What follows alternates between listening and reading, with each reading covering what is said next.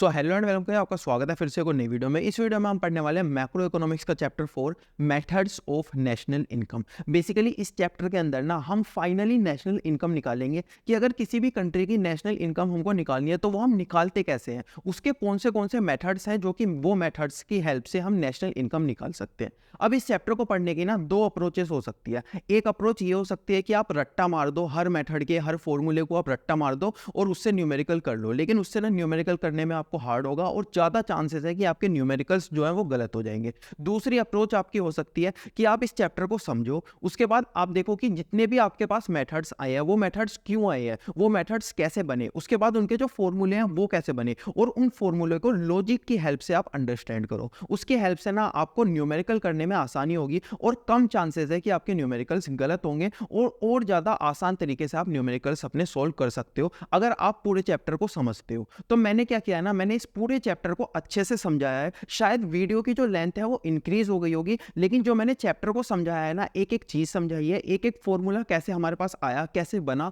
कैसे हमने मेथड्स को अडॉप्ट किया और कैसे हम मेथड्स को अप्लाई करते हैं, वो सारी चीज़ें मैंने इसके अंदर समझाई है। तो आपको ना एक एक चीज़ें समझ के चलनी है, उसके बाद आप न्यूमेरिकल्स आसानी से कर सकते हो। तो चलिए शुरू करते हैं अपने चैप्टर को।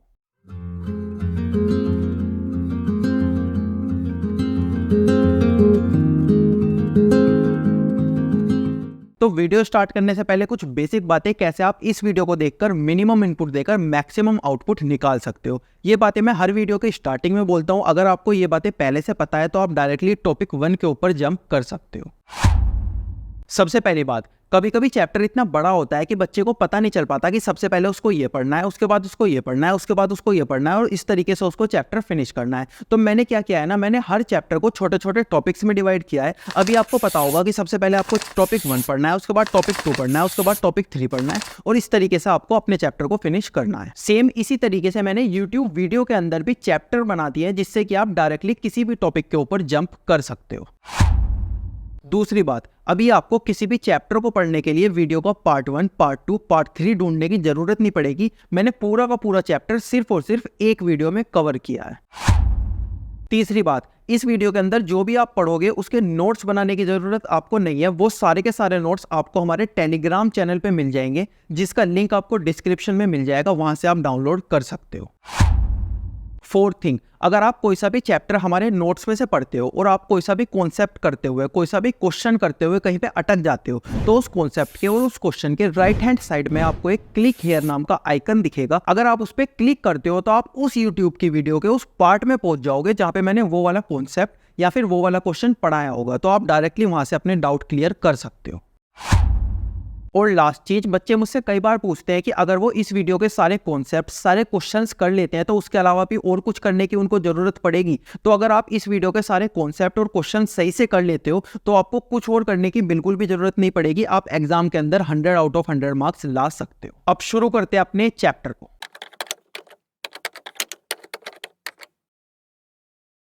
तो इस चैप्टर का टॉपिक 1 हमारे पास आता है methods of calculating national income, यानी कि अगर हमें नेशनल इनकम को किसी भी कंट्री के कैलकुलेट करना है तो उसके क्या क्या मेथड्स हमारे पास होते हैं। सबसे पहली चीज, अगर हमें किसी भी कंट्री की नेशनल इनकम निकालनी है तो हमने देखा था पिछले चैप्टर में कि उसके 8 एग्रीगेट्स होते हैं, जैसे एनएनपी-एफसी, एनएनपी-एमपी वगैरह वगैरह करके 8 एग्रीगेट होते हैं। उसमें से कौन सा एग्रीगेट हमें निकालना पड़ेगा अगर हमें नेशनल इनकम निकालनी है तो हमें कौन सा एग्रीगेट निकालना पड़ेगा? एनएनपी-एफसी निकालना पड़ेगा। इसका मतलब क्या होता है? Net national product at factor cost. इसको हमें निकालना पड़ेगा अगर हमें नेशनल इनकम निकालनी है। तो अगर आपको एग्जाम के अंदर लिखा आता है केवल और केवल नेशनल इनकम निकालो, तो आपको क्या निकालना पड़ेगा? एनएनपी-एफसी आपको निकालना पड़ेगा। तो एनएनपी-एफसी का मतलब क्या होता है? Net national product at factor cost, और इसको हम क्या बोलते हैं? नेशनल इनकम भी बोलते हैं। ठीक है, अभी देखते हैं कि इसके क्या क्या मेथड्स होते हैं। एक एग्जाम्पल से इन मेथड्स को समझते हैं। एक तरफ हमारे पास आता है एक शॉपकीपर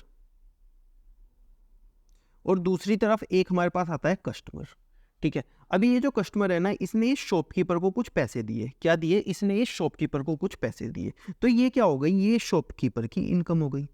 ये शॉपकीपर की क्या हो गई? इनकम हो गई। इसी तरीके से हर इंसान की क्या होती है? कंट्री के अंदर इनकम होती है। उस इनकम को अगर हम टोटल कर ले, हर इंसान की टोटल इनकम का अगर हम टोटल कर लेंगे तो उसको हम क्या बोलेंगे, उसको हम नेशनल इनकम बोलेंगे। नेशनल इनकम का मतलब ही क्या होता है, जितने भी लोग एक कंट्री में रहते हैं अगर उनकी इनकम को हम प्लस कर लेंगे तो हम उसको क्या बोलेंगे, नेशनल इनकम बोलेंगे। तो अगर हम इनकम्स को प्लस कर लेते हैं हर इंसान की, उसको हम क्या बोलते हैं, नेशनल इनकम बोलते हैं। इस तरीके से हमारा बनता है पहला मेथड, उसको हम बोलते हैं इनकम मेथड। इनकम मेथड के अंदर हम क्या करते हैं, इनकम मेथड के अंदर हम टोटल करते हैं इनकम का। जितने भी लोग एक कंट्री के अंदर रहते हैं अगर उनकी इनकम को हम टोटल कर लेंगे तो उसको हम क्या बोलेंगे, इनकम, उसको हम क्या बोलेंगे, नेशनल इनकम बोलेंगे। इस तरीके से हमारा क्या बनता है, इस तरीके से हमारा बनता है पहला मेथड जिसको हम बोलते हैं इनकम मेथड। ठीक है, अभी इसी एग्जाम्पल को कंटिन्यू करते हैं। देखो इस इंसान ने क्या दिया है, इस इंसान ने इसको पैसे दिए हैं। अगर इस इंसान ने इसको पैसे दिए हैं तो सामने वाले की क्या हुई, इनकम हुई। लेकिन इस इंसान का क्या हुआ, सपोज मैंने आपको पैसे दिए हैं, आप एक शॉपकीपर हो, मैंने आपको पैसे दिए, आपकी तो इनकम हो गई, मेरा क्या हुआ, मेरा हुआ एक्सपेंस। मेरा क्या हुआ, एक्सपेंस हुआ। तो हम ये बोल सकते हैं अगर किसी इंसान की इनकम होती है तो दूसरे इंसान का क्या होता है, एक्सपेंस होता है। इसका मतलब टोटल इनकम किसके इक्वल होती है, टोटल एक्सपेंस के इक्वल होती है। हमने क्या बोला था, इनकम का टोटल कर लो, नेशनल इनकम निकल जाएगी। तो हम क्या बोल सकते हैं, एक्सपेंडिचर का टोटल कर लो, उससे भी नेशनल इनकम निकल जाएगी। तो हम क्या करते हैं, अगर हम एक कंट्री के टोटल एक्सपेंडिचर को मिला लेते हैं तो उसको हम क्या बोलते हैं, उसको भी हम नेशनल इनकम बोलते हैं। इसी तरीके से हमारा क्या बना, दूसरा मेथड बना। दूसरे मेथड के अंदर हम क्या करते हैं, दूसरे मेथड के अंदर हम एक्सपेंडिचर का टोटल करते हैं। उसके अंदर हम क्या करते हैं, एक्सपेंडिचर का टोटल करते हैं। और इस मेथड का हमने नाम क्या दिया है, एक्सपेंडिचर मेथड नाम दिया है। ठीक है, इसके बाद हमारे पास तीसरा मेथड आएगा, वो कैसा आया वो भी देख लेते हैं। जैसे ये इंसान शॉपकीपर के पास गया, इसने क्या दिया, इसको पैसे दिए। ठीक है, उसके बदले में इसको कुछ चाहिएगा, क्या चाहिएगा, गुड्स चाहिएंगे या फिर सर्विसेज चाहिएगी, गुड्स चाहिएंगे या फिर सर्विसेज इसके बदले में उसको चाहिए कि। ठीक है, सपोज इसने इसको कितने दिए हैं, 100 रुपये दिए हैं, कितने रुपए दिए हैं, 100 रुपये दिए हैं। ठीक है, तो इसकी इनकम कितनी होगी, 100 रुपये होगी। अगर इसने 100 रुपये दिए हैं तो इसकी इनकम 100 रुपये होगी। तो और इसका एक्सपेंडिचर कितना हो जाएगा, इसका एक्सपेंडिचर भी 100 रुपये होगा। इसको गुड्स और सर्विस कितने रुपए के मिलेंगे, गुड्स और सर्विस भी तो इसको कितने के मिलेंगे, 100 के मिलेंगे। अगर इसने 100 रुपये दिए हैं तो सामने वाले की इनकम 100 रुपये, इसका एक्सपेंडिचर 100 रुपये, और इसको गुड्स एंड सर्विस कितने के मिलेंगे, 100 रुपये के मिलेंगे। तो हम यहाँ पे क्या बोल सकते हैं कि इनकम का टोटल कर लो, नेशनल इनकम आ जाएगी। एक्सपेंडिचर का टोटल कर लो, वो भी नेशनल इनकम आ जाएगी। और जो गुड्स और सर्विस फ्लो हुए हैं अगर उसका टोटल कर लिया जाए तो भी हमारी नेशनल इनकम हो जाएगी। तो हम क्या करते हैं, हम ये जो गुड्स और सर्विस है इसका भी क्या कर लेते हैं, टोटल अगर हम कर लेते हैं तो उससे भी हमारी क्या निकल जाती है, नेशनल इनकम निकल जाती है। इसी तरीके से बना हमारा तीसरा मेथड। तीसरे मेथड के अंदर हम क्या करते हैं, जितने भी हमारे गुड्स और सर्विसेज हैं उनका हम क्या कर लेते हैं, टोटल कर लेते हैं। उसको हम क्या बोलते हैं, वैल्यू एडेड मेथड बोलते हैं। तो ये थे हमारे 3 मेथड्स जिसकी हेल्प से हम क्या करते हैं, नेशनल इनकम निकालते हैं। सबसे पहले हमने क्या देखा, अगर हमें नेशनल इनकम निकालने के लिए बोला जाएगा तो हमें क्या निकालना पड़ेगा, NNPFC को निकालना पड़ेगा, यानी कि net national product at factor cost. उसके बाद हमने देखा कि इसके क्या क्या मेथड्स हो सकते हैं। सबसे पहले जितने भी लोगों की जितनी भी इनकम है उसको प्लस कर लो, किसके अंदर, इनकम मेथड के अंदर। ये हुआ हमारा पहला मेथड। उसके बाद दूसरा हमने देखा एक्सपेंडिचर मेथड। इसके अंदर जितने भी लोगों के एक्सपेंडिचर हुए हैं उन एक्सपेंडिचर का क्या कर लो, टोटल कर लो। उस तरीके से भी हमारी नेशनल इनकम निकल सकती है। ये हुआ हमारा दूसरा मेथड जिसको हमने बोला एक्सपेंडिचर मेथड। फिर तीसरी बार हमने क्या करा, भाई किसी की इनकम होगी, किसी का एक्सपेंडिचर होगा, तो बीच में गुड्स एंड सर्विस भी तो फ्लो होंगे। अगर उन गुड्स एंड सर्विस का भी हम टोटल कर ले तो भी हमारी क्या निकल सकती है, नेशनल इनकम निकल सकती है। ये था हमारा तीसरा मेथड, इसको हमने क्या बोला, वैल्यू एडेड मेथड। तो ये थे हमारे 3 मेथड्स। अब इनको एक एक करके पढ़ते हैं कि इसके अंदर क्या होता है, इनको और ज्यादा खोलेंगे कि इसके अंदर क्या होता है और इन तीनों की हेल्प से हम कैसे नेशनल इनकम निकालते हैं।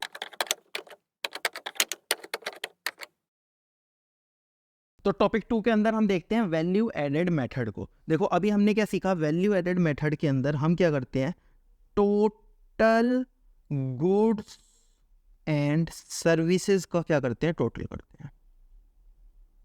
उसको हम क्या बोलते हैं, उसको हम बोलते हैं नेशनल इनकम। अब देखते हैं कि इन गुड्स और सर्विसेज का टोटल हम करते कैसे हैं। तो अगर मैं इस फॉर्मूले पे जाऊं, अगर मैं आपको बताऊं कि अगर हमारा जो टोटल प्रोडक्शन का फॉर्मूला है वो क्या है,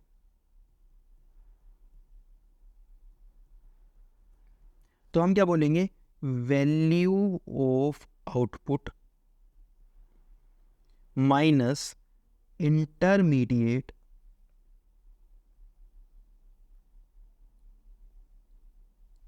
कंजम्पशन।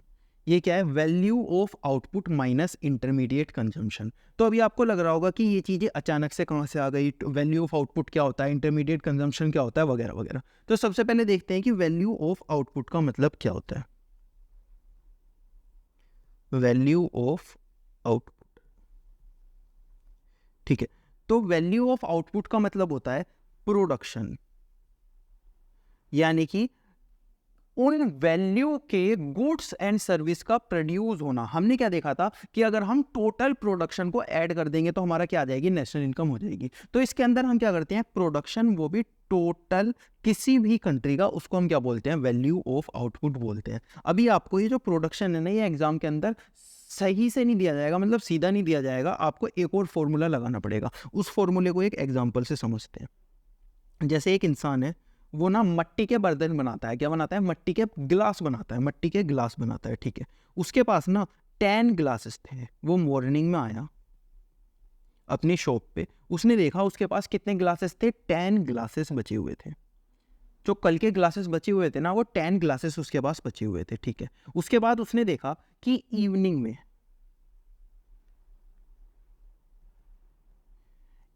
में उसके पास 15 ग्लासेस बचे हुए थे।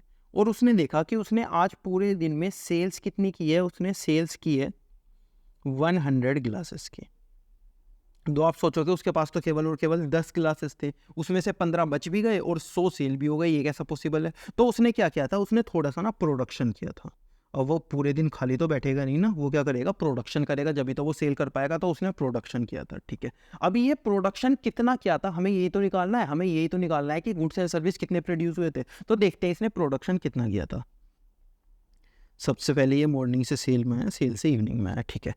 अब देखते हैं अगर हमें प्रोडक्शन निकालना है तो वो हम कैसे निकालते हैं। सबसे पहले देखते हैं इसने कितने ग्लासेस सेल किए। तो 100 ग्लासेस इसने सेल किए हैं, ठीक है।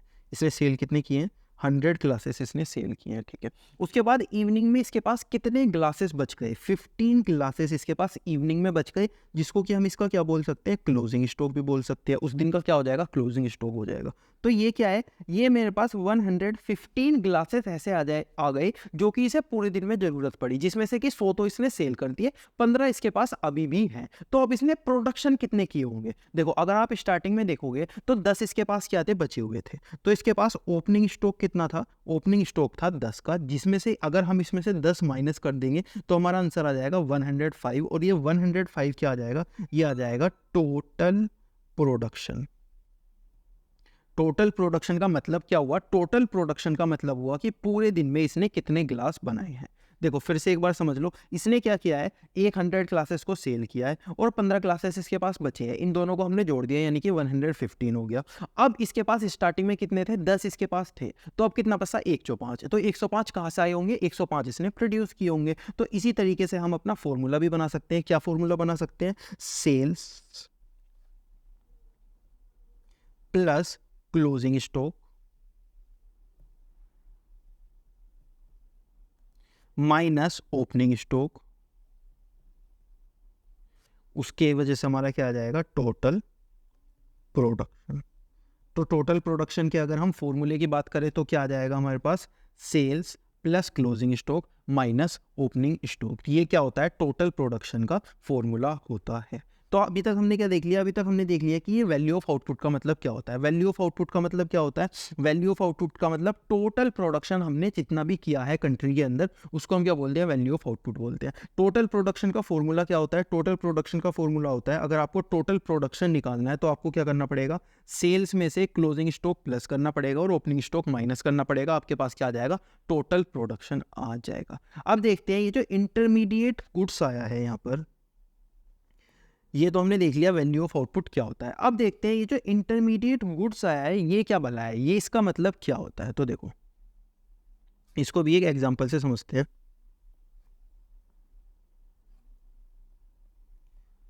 इंटरमीडिएट गुड्स,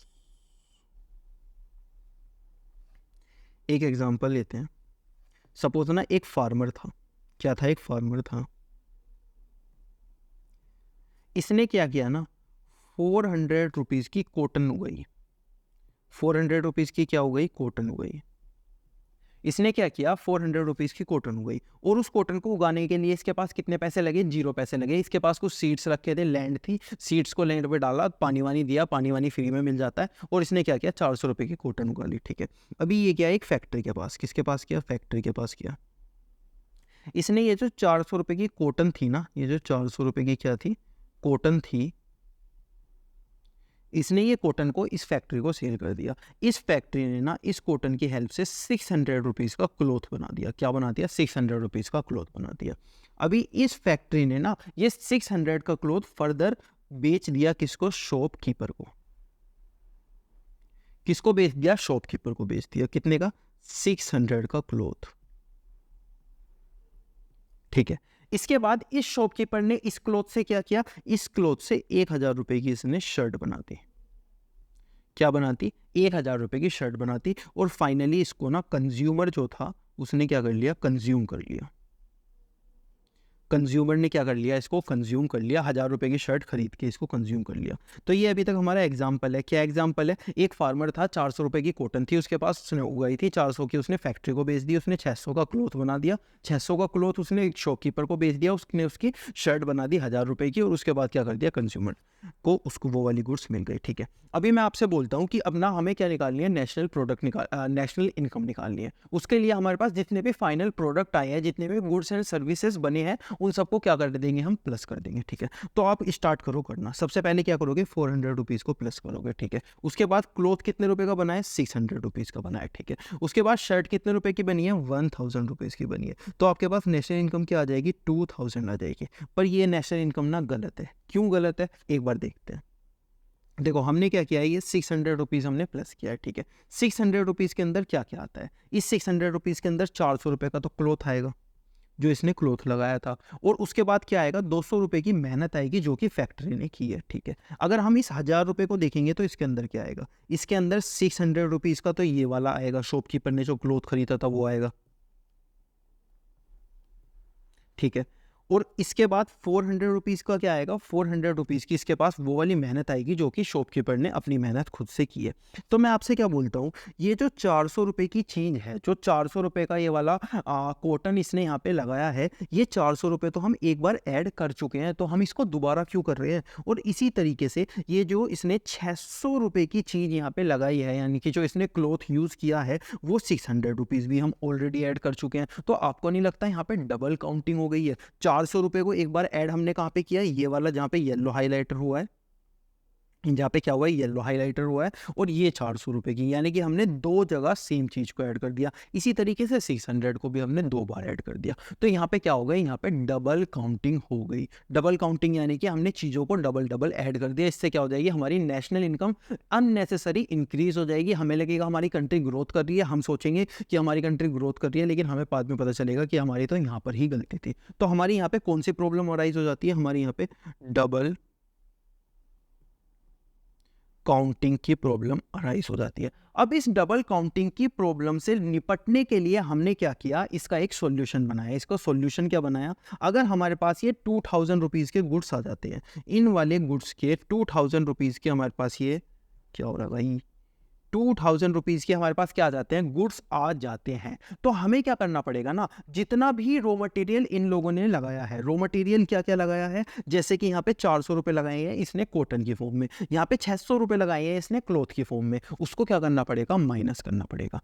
टोटल प्रोडक्शन में से क्या करना पड़ेगा, सबसे पहले तो 400 रुपये को माइनस करना पड़ेगा, जो कि क्या था, आपकी कॉटन थी, और उसके बाद 600 रुपये को माइनस करना पड़ेगा, जो कि क्या था, क्लॉथ।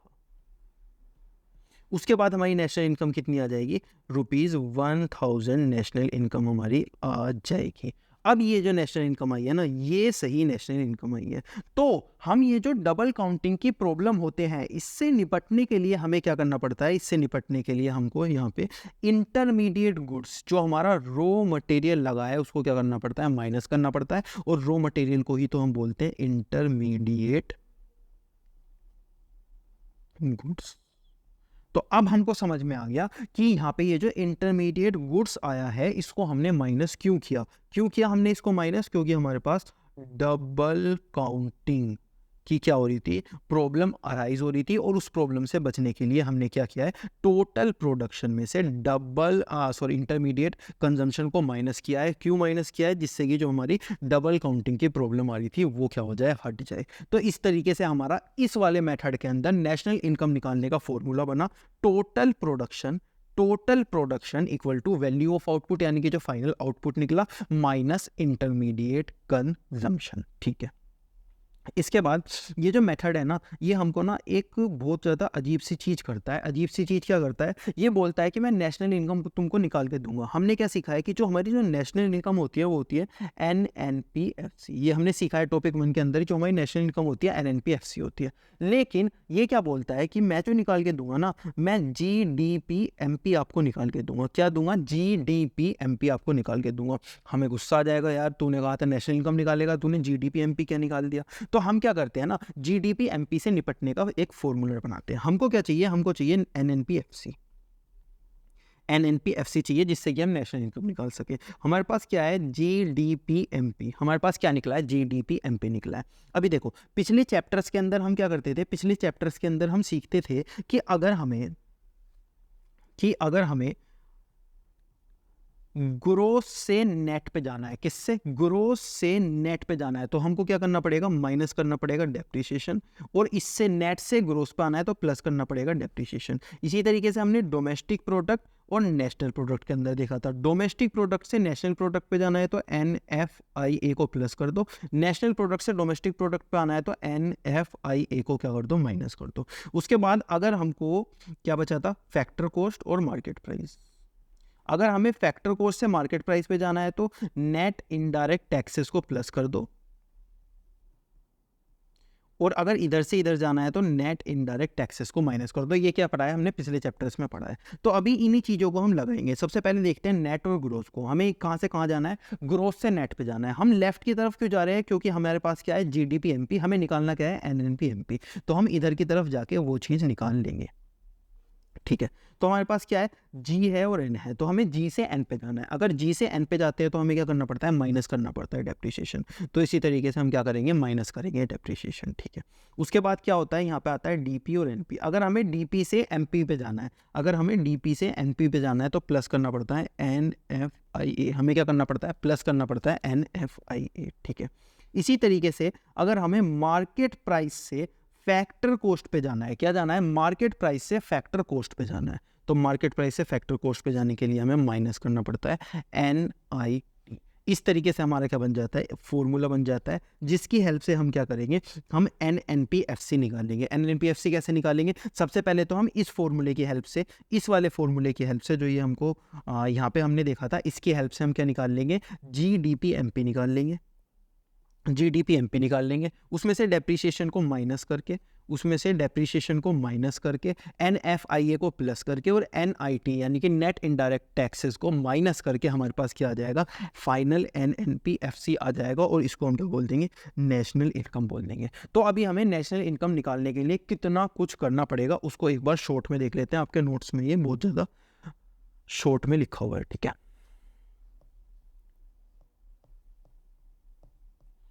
तो टॉपिक 2 हमारे पास आता है वैल्यू एडेड मेथड, और जिसको हम बोलते हैं प्रोडक्शन मेथड। ठीक है, अभी इसके अंदर हमको क्या मिलता है? GDP-MP मिलता है। ठीक है, इसका मतलब क्या होता है? इसके अंदर हम टोटल वैल्यू को ऐड करते हैं, value added by each producing unit in an accounting year, उसको हम क्या बोलते हैं? नेशनल इनकम बोलते हैं। ठीक है, इसके बाद इसको हम कैलकुलेट कैसे करते हैं? सबसे पहले GDP-MP को कैलकुलेट करने के लिए हमें वैल्यू ऑफ आउटपुट निकालना पड़ता है, जिसमें से हम माइनस करते हैं इंटरमीडिएट कंजम्पशन। अब वैल्यू ऑफ आउटपुट ऐसे आसानी से नहीं निकलता, उसके लिए हमें क्या करना पड़ता है? सेल में ऐड करना पड़ता है क्लोजिंग स्टॉक को, माइनस करना पड़ता है ओपनिंग स्टॉक को। ये सारी चीज़ अभी हमने पढ़ ली। उसके बाद ये जो इंटरमीडिएट कंजम्पशन होता है, इसको हम माइनस क्यों करते हैं? जिससे कि हम ये जो डबल काउंटिंग है इसको अवॉइड कर सके। डबल काउंटिंग की जो प्रॉब्लम है हम उसको क्या कर सके? अवॉइड कर सके। अब हमारे पास क्या आ गया? GDP-MP आ गया। क्या आ गया? GDP-MP आ गया। ठीक है, क्या क्या GDP MP आ गया, पर हमें चाहिए क्या NNPFC, तो उसमें से हम क्या करेंगे डेप्रिसिएशन माइनस करेंगे, इधर से हमें इधर जाना है, उसके बाद NFIA प्लस करेंगे और माइनस करेंगे इनडायरेक्ट टैक्सेस।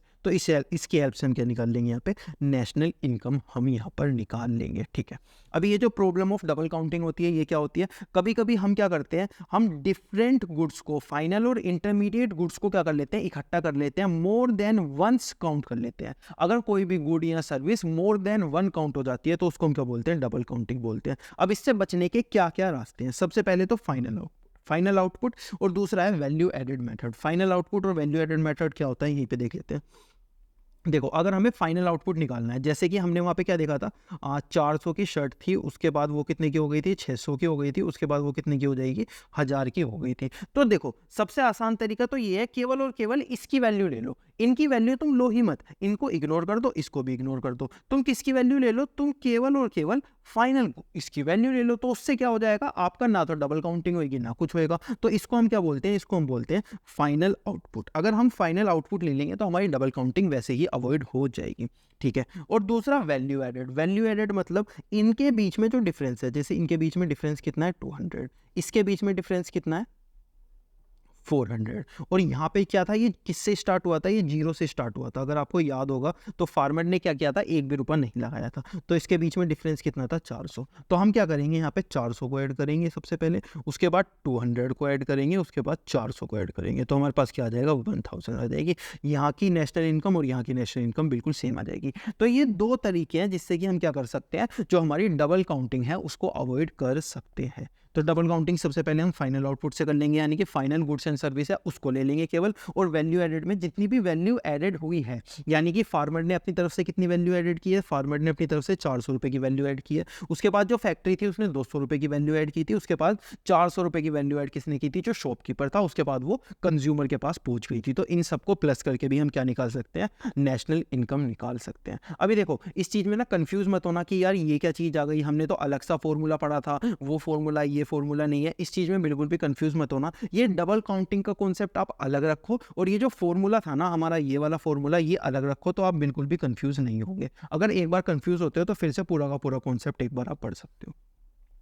इसके बाद हमारे पास क्या आता है, प्रीकॉशंस आते हैं। प्रीकॉशंस यानी कि ये चीज़ें हमें नेशनल इनकम में नहीं मिलानी। सबसे पहले second hand goods. Second hand goods हम क्यों नहीं मिलाएंगे, क्योंकि ये एक बार जब नया बना था, जब नया ये बिका था, तो उसको हमने ऐड कर लिया था। अब दोबारा कर देंगे तो डबल काउंटिंग हो जाएगी, इसलिए सेकंड हैंड गुड्स हम नहीं लेंगे। इंटरमीडिएट गुड्स ये तो अभी हमने देख लिया, डबल काउंटिंग की वजह से हम नहीं लेते। Consumption, commission earn. अगर किसी ने कमीशन अर्न किया है, कमीशन अर्न कैसे होता है, सपोज आपको एक घर चाहिए, मेरे को पता है कि मेरे एक दोस्त को ना घर बेचना है, तो मैं क्या करता हूँ, उस दोस्त का घर लेके आपको दे देता हूँ, बीच में कुछ पैसे मैं बचा लेता हूँ, उसको हम कमीशन बोलते हैं। तो ये भी क्या हो गई, एक तरफ की सर्विस हो गई, तो इसको भी हम नेशनल इनकम के अंदर ऐड करते हैं। यहाँ पे क्या था, एक्सक्लूड वाली चीजें थी, या इंक्लूड वाली, यानी कि इसके अंदर हम नेशनल इनकम को ऐड करेंगे, इन चीजों को। उसके बाद ओन अकाउंट। सपोज मेरा एक बिजनेस है, उस फोन का बिजनेस है जैसे मेरा, तो मैंने एक फोन खुद के लिए रख लिया कि इस फोन को मैं चलाया करूंगा, तो वो क्या हो गया, वो मेरा ओन अकाउंट हो गया, यानी मैंने अपने लिए चीजों को यूज कर लिया, उस चीज को भी हम नेशनल इनकम में ऐड करते हैं। इसके बाद सेल्फ कंजम्पशन, जैसे कि मैंने फोन अपने लिए लिया, तो वो क्या हो गया, मेरे लिए सेल्फ कंजम्पशन हो गया,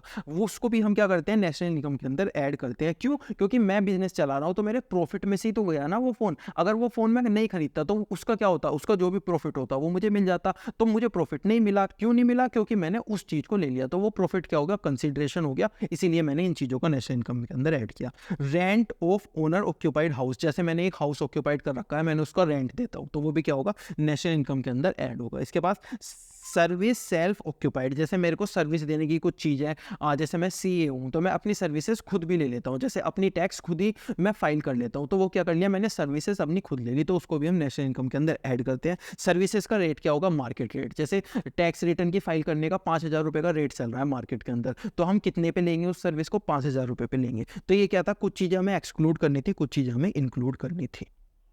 ठीक है, अभी आ जाते हैं हम न्यूमेरिकल्स के ऊपर और देखते हैं एक एक न्यूमेरिकल्स कैसे सोल्व होता है। सबसे पहले calculate value added by firm A. Firm A ने कितनी वैल्यू ऐड करी और फर्म बी ने कितनी वैल्यू ऐड करी। अब ये वैल्यू ऐड क्या है, सिंपल नेशनल इनकम है। क्यों, क्योंकि ये वैल्यू एडेड मेथड की बात कर रहा है, यहाँ पे क्या कर रहा है, वैल्यू एडेड मेथड की बात कर रहा है, तो हमको क्या करना है, नेशनल इनकम निकालनी है। नेशनल इनकम को हमने फॉर्मूला क्या पढ़ रहा है, नेशनल इनकम निकालने का हमने वैल्यू ऑफ आउटपुट हम निकालते हैं, माइनस करते हैं इंटरमीडिएट कंजम्पशन,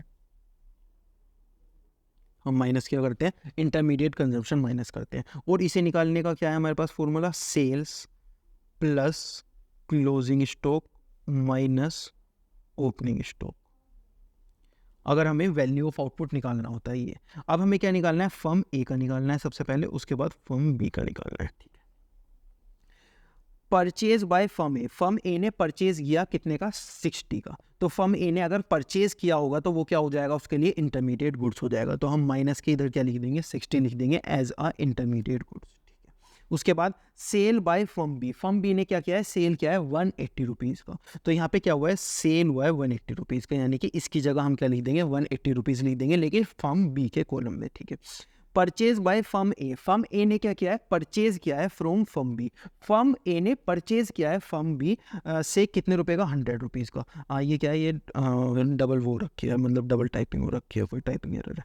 तो फर्म ए ने फर्म बी से कितना खरीदा है, 100 रुपये का सामान खरीदा है। तो ये भी क्या हो गया, फर्म ए के लिए इंटरमीडिएट गुड्स की तरह काम करेगा। क्या, 60 रुपीज़ भी और 100 रुपीज़ भी। अब आप सोचोगे कि फर्म बी ने अगर सेल किया है तो हम फर्म की बी के भी सेल में 100 को लिखने पड़ेंगे। तो यहाँ पे 100 क्या आएगा, 100 इसके अंदर इंक्लूड है, यहाँ पे 100 है और 80 है। 100 कौन सा है, जो कि फर्म ए को सेल किया है, और जो अदर को सेल किया है वो क्या है, 80 के अंदर आया हुआ है। तो 180 के अंदर 100 रुपीज़ इंक्लूड है। ठीक है, domestic cell by firm A ने सेल किया कितना, 220। ठीक है, तो यहाँ पे क्या है, 220 किसने सेल किया, फर्म ए ने। ठीक है, इसके बाद एक्सपोर्ट बाय फर्म ए कितना, 60। फर्म ए ने एक्सपोर्ट किया है कितने का, 60 का। तो इसको भी हम कहाँ लिखेंगे, सेल के अंदर ही लिखेंगे। ठीक है, इसके बाद excess of opening stock over closing stock equal to 20। अब ये क्या बताया, देखो हमने इसमें क्या लिखा हुआ है, एक्सेस ऑफ ओपनिंग स्टॉक, यानी कि ओपनिंग स्टॉक ज्यादा था क्लोजिंग स्टॉक के मुकाबले। ये दोनों इक्वल थे, ओपनिंग स्टॉक ज्यादा था क्लोजिंग स्टॉक के मुकाबले कितना, 20। यानी कि अगर हम ओपनिंग स्टॉक में से माइनस करते क्लोजिंग स्टॉक को तो हमारे पास क्या आ जाता, 20 आ जाता। क्यों, क्योंकि ओपनिंग स्टॉक ज्यादा था as compare to closing stock कितना, 20। अगर हम ओपनिंग स्टॉक में से क्लोजिंग स्टॉक को माइनस करते तो कितना आ जाता, 20 आ जाता। अब मैं क्या करता हूँ, इसे ना -1 से मल्टीप्लाई कर देता हूँ। ठीक है, तो अगर मैं -1 से ओपनिंग स्टॉक को मल्टीप्लाई करूंगा तो क्या आ जाएगा, ओपनिंग स्टॉक माइनस का हो जाएगा। अगर यहाँ पे माइनस और माइनस को देखूंगा तो ये क्या हो जाएगा, ये माइनस माइनस प्लस हो जाएगा, यानी कि क्लोजिंग स्टॉक प्लस हो जाएगा। और अगर मैं -1 से -20 को करूंगा तो -20 यहाँ पर आ जाएगा। तो इसको मैं ऐसे भी लिख सकता हूँ कि closing stock minus opening stock, इसको मैं इधर ले जा रहा हूँ और इसको मैं इधर ला रहा हूँ।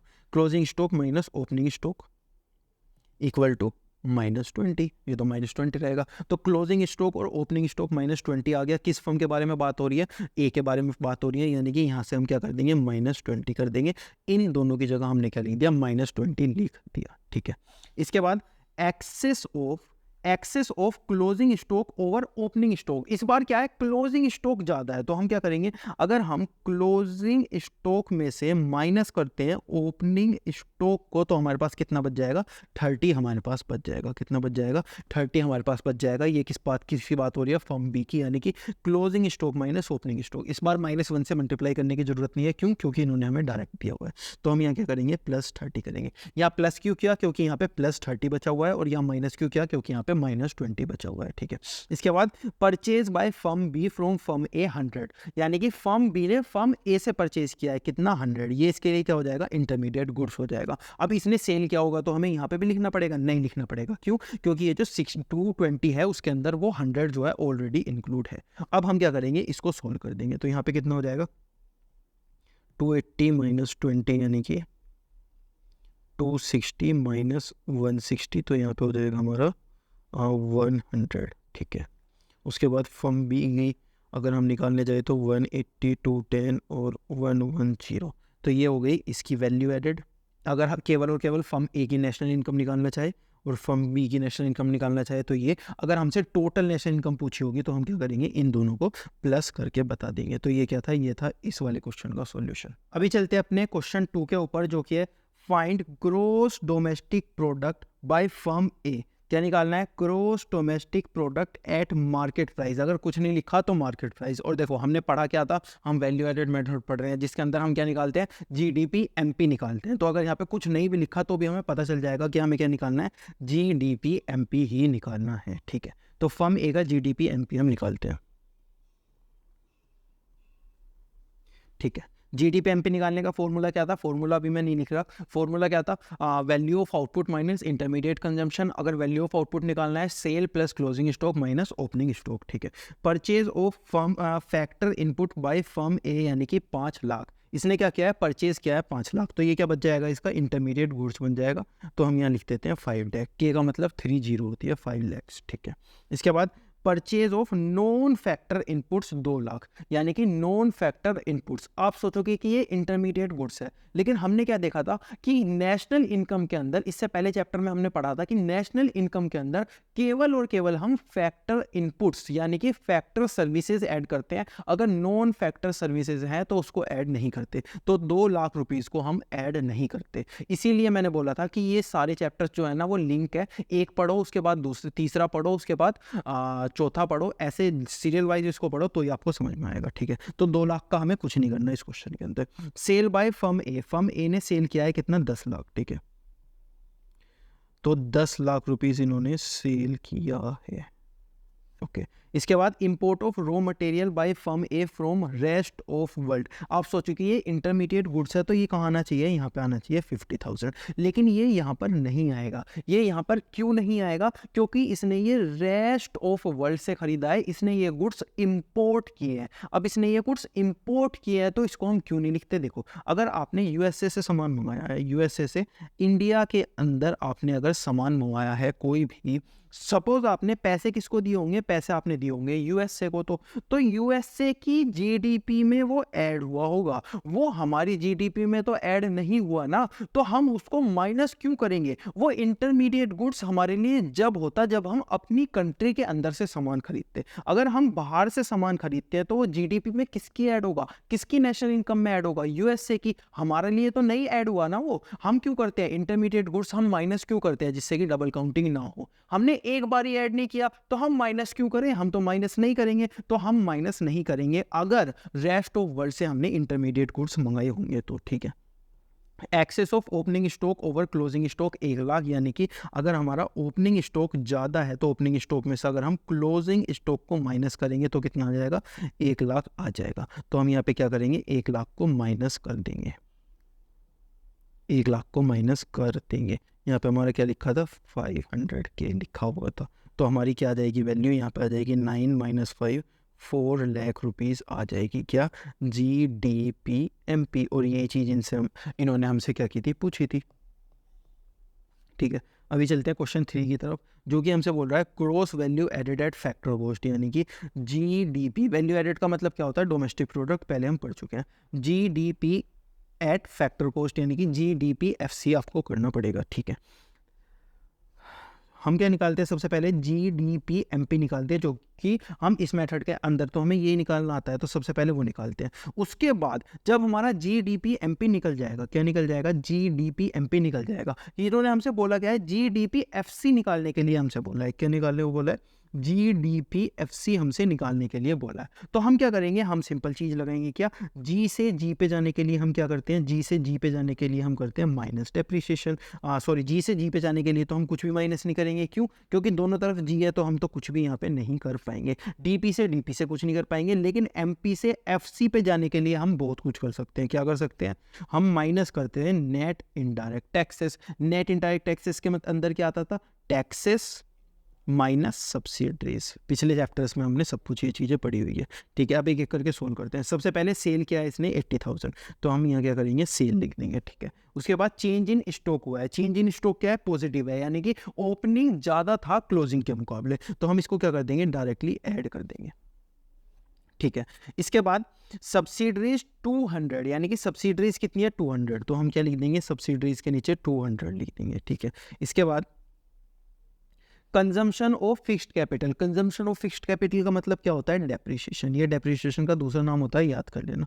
ये क्या होता है, डेप्रिसिएशन। डेप्रिसिएशन तो हमें यहाँ पे कहीं भी नहीं लिखना, तो इसका कोई भी यूज़ हमारे लिए नहीं है। इंटरमीडिएट कंजम्पशन, इंटरमीडिएट कंजम्पशन हम क्या करते हैं, माइनस करते हैं, किसे निकालने के लिए, जीडीपी एमपी को निकालने के लिए। रेंट, रेंट का भी यहाँ पे हमारा कोई भी यूज़ नहीं है, तो हम क्या करते हैं, हमें टैक्सेस कुछ नहीं दिया हुआ तो टैक्सेस 0 मान लेते हैं और यहाँ पे लिख देते हैं। तो यहाँ पे हमारा कितना बचा, 8 00 प्लस 100 माइनस 5500 2600 यहाँ पे बचा। 2600 को अगर हम यहाँ पे लिखते हैं तो यहाँ पे क्या हो जाएगा, ये माइनस का और ये माइनस का तो क्या हो जाएगा, प्लस हो जाएगा। तो यहाँ पे क्या आ जाएगा 2600, ये वाला माइनस और ये वाला माइनस क्या हो जाएगा, प्लस हो जाएगा।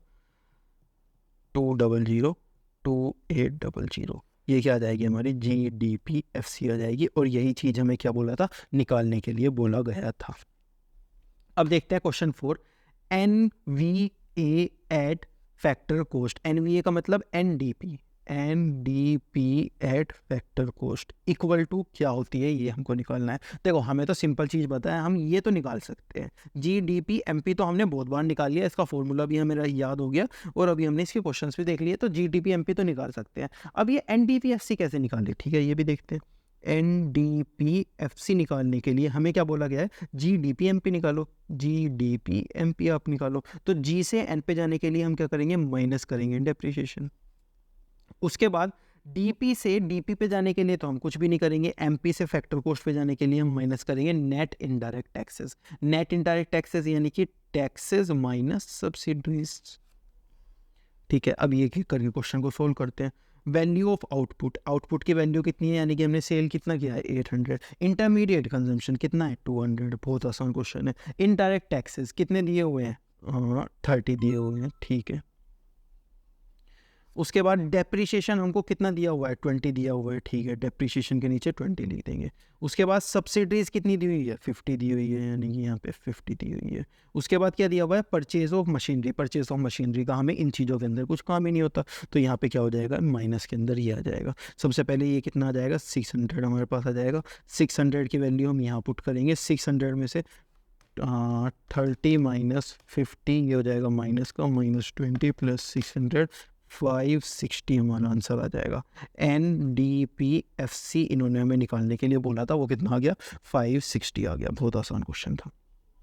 अब देखते हैं question 5, net value added at factor cost. Value added का मतलब domestic product, net domestic product at factor cost. ये क्या होता है, हमें तो निकालना आता ही नहीं है, हमें तो क्या आता है, GDP-MP निकालना आता है, ये तो हम निकाल सकते हैं, ठीक है। तो NDPFC हम कैसे निकालेंगे, GDP-MP निकालने के लिए G से N पे जाने के लिए हम क्या करते हैं, माइनस करते हैं डेप्रिसिएशन। माइनस क्या करते हैं, डेप्रिसिएशन करते हैं। DP से कुछ नहीं, MP से FC पे जाने के लिए हम क्या करते हैं, माइनस करते हैं net indirect taxes. Net indirect taxes यानी कि टैक्सेस माइनस सब्सिडीज, ठीक है।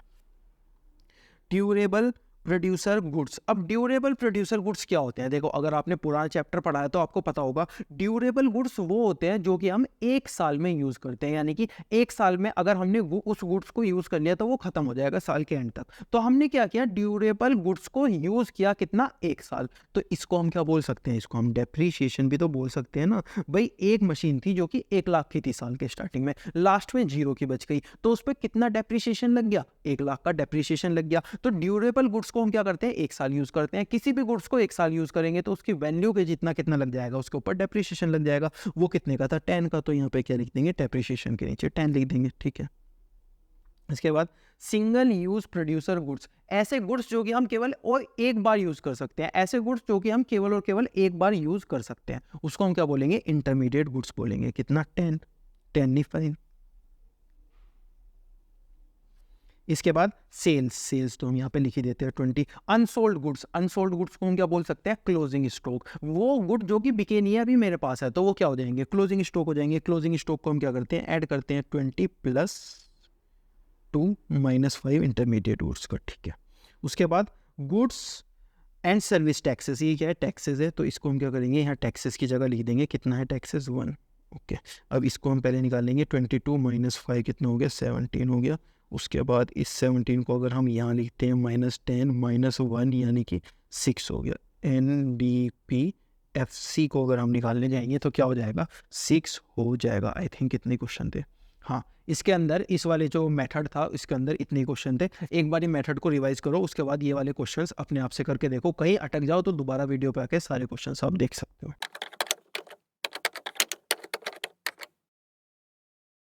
तो टॉपिक 3 हमारे पास अब आता है इनकम मेथड। इनकम मेथड के अंदर हम नेशनल इनकम कैसे निकालते हैं, जितने भी लोग एक कंट्री के अंदर रहते हैं अगर हम उनकी इनकम का क्या कर लेंगे, टोटल कर लेंगे, तो उस टोटल को हम क्या बोलेंगे, नेशनल इनकम बोलेंगे। अभी उस इनकम का टोटल हम करते कैसे हैं, देखो हमने क्या पढ़ा था, हमने पढ़ा था एक तरफ प्रोड्यूसर होता है और दूसरी तरफ क्या होता है, हाउस होल्ड होता है। ठीक है, ये हाउस होल्ड इसको क्या देता है, फैक्टर सर्विसेज देता है। क्या देता है, फैक्टर सर्विसेज ये इसको देता है। ठीक है, उसके बाद ये बदले में इसको क्या देता है, ये देता है इसको फैक्टर पेमेंट। ये क्या करता है, फैक्टर पेमेंट इसको देता है।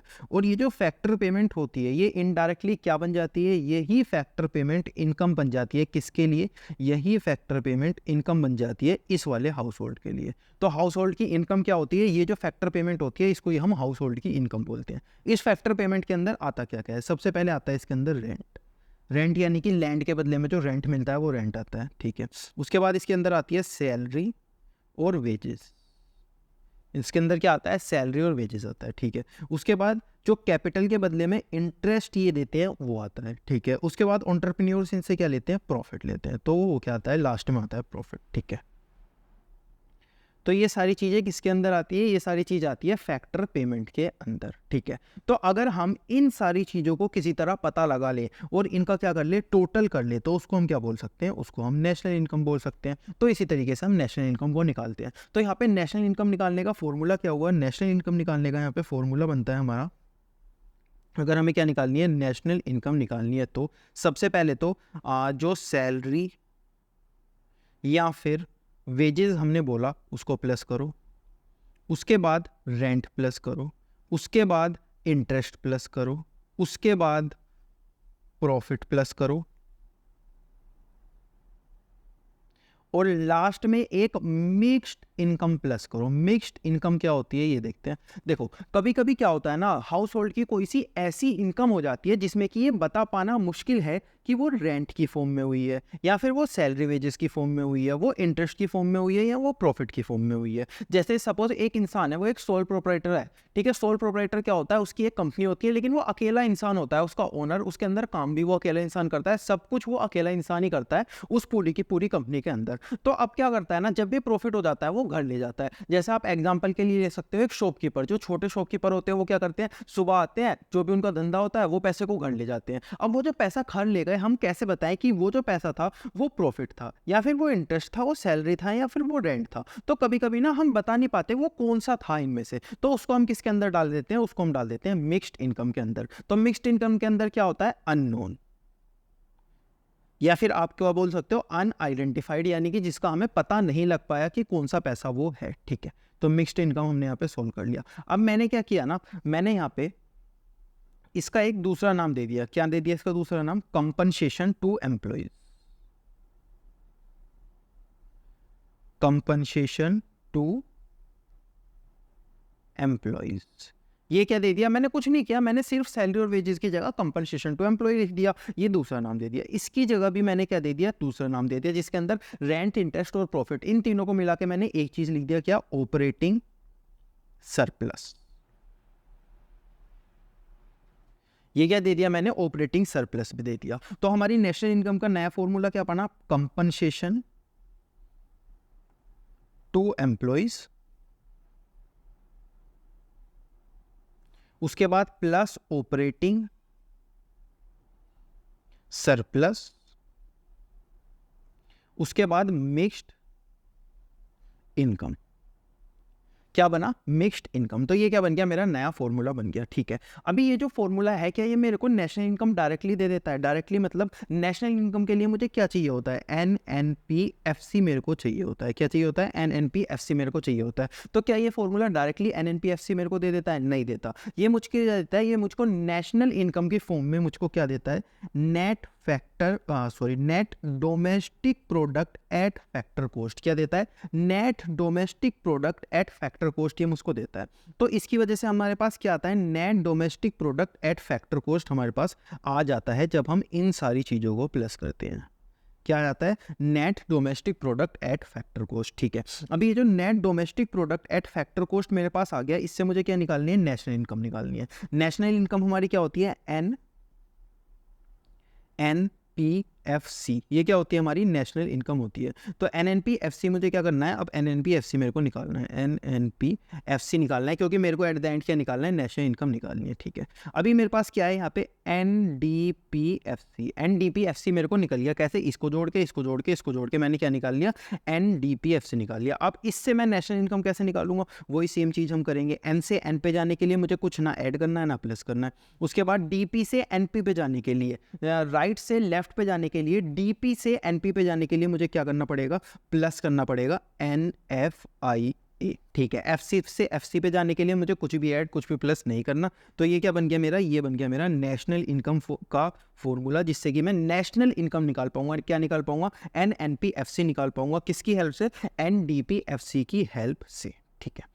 तो ये बेसिकली ये हो गया इस वाले मेथड का फॉर्मूला। ये मेथड क्यों एग्जिस्टेंस में आया, सर्कुलर फ्लो ऑफ इनकम की हेल्प से हमने ये चीज़ समझ ली। उसके बाद हमने क्या देख लिया, इसका फॉर्मूला कैसे बना वो देख लिया, और NNPFC हम कैसे निकालेंगे NDPFC से वो हमने देख लिया, ठीक है। तो ये था हमारा टॉपिक 3, जिसके अंदर हम क्या पढ़ने वाले थे, इनकम मेथड पढ़ने वाले थे। इनकम मेथड का मतलब क्या होता है, नेशनल इनकम निकालने के लिए हम क्या करते हैं, सारी की सारी फैक्टर पेमेंट को प्लस कर देते हैं। फैक्टर पेमेंट जैसे कंपनसेशन टू एम्प्लॉय, यानी कि सैलरी, वेजेस, रेंट, इंटरेस्ट और प्रॉफिट, ये चारों चीज़ों को हम प्लस करते हैं तो हमारे पास क्या आ जाती है, नेशनल इनकम आ जाती है इस कंट्री के सारे लोगों के प्लस, ठीक है। अभी ये मेरे को देता क्या है, NDPFC देता है। तो NDPFC कैसे निकालता हूँ मैं, कंपनसेशन टू एम्प्लॉयज़, जिसके अंदर मैं सैलरी और वेजेस एम्प्लॉयज़ की ऐड करता हूँ। अगर उन्हें पेमेंट में कुछ काइंड हुआ है, कभी कभी क्या होता है ना, कंपनी आपको पैसे नहीं देती लेकिन आपको कुछ दे देती है। जैसे कंपनी का मोबाइल का बिजनेस है, तो कंपनी क्या दे देगी, मोबाइल दे देगी 30,000 का, एज कंपेयर टू 30,000 कैश में देने के। तो क्या हो जाएगा, आपकी तो 30,000 की कमाई हुई ना, चाहे आपको काइंड में मिला हो या कैश में मिला हो, तो वो भी हम ऐड करते हैं। उसके बाद employees contribution to social security, कभी कभी क्या होता है, आपने PF के बारे में सुना होगा, प्रोविडेंट फंड, या आपने इंश्योरेंस के बारे में सुना होगा। कंपनी क्या कर देती है ना, एम्प्लॉय का इंश्योरेंस करवा देती है। एम्प्लॉय को कुछ भी हुआ तो कंपनी क्या देती है, इंश्योरेंस देती है, प्रीमियम देती है उस चीज का।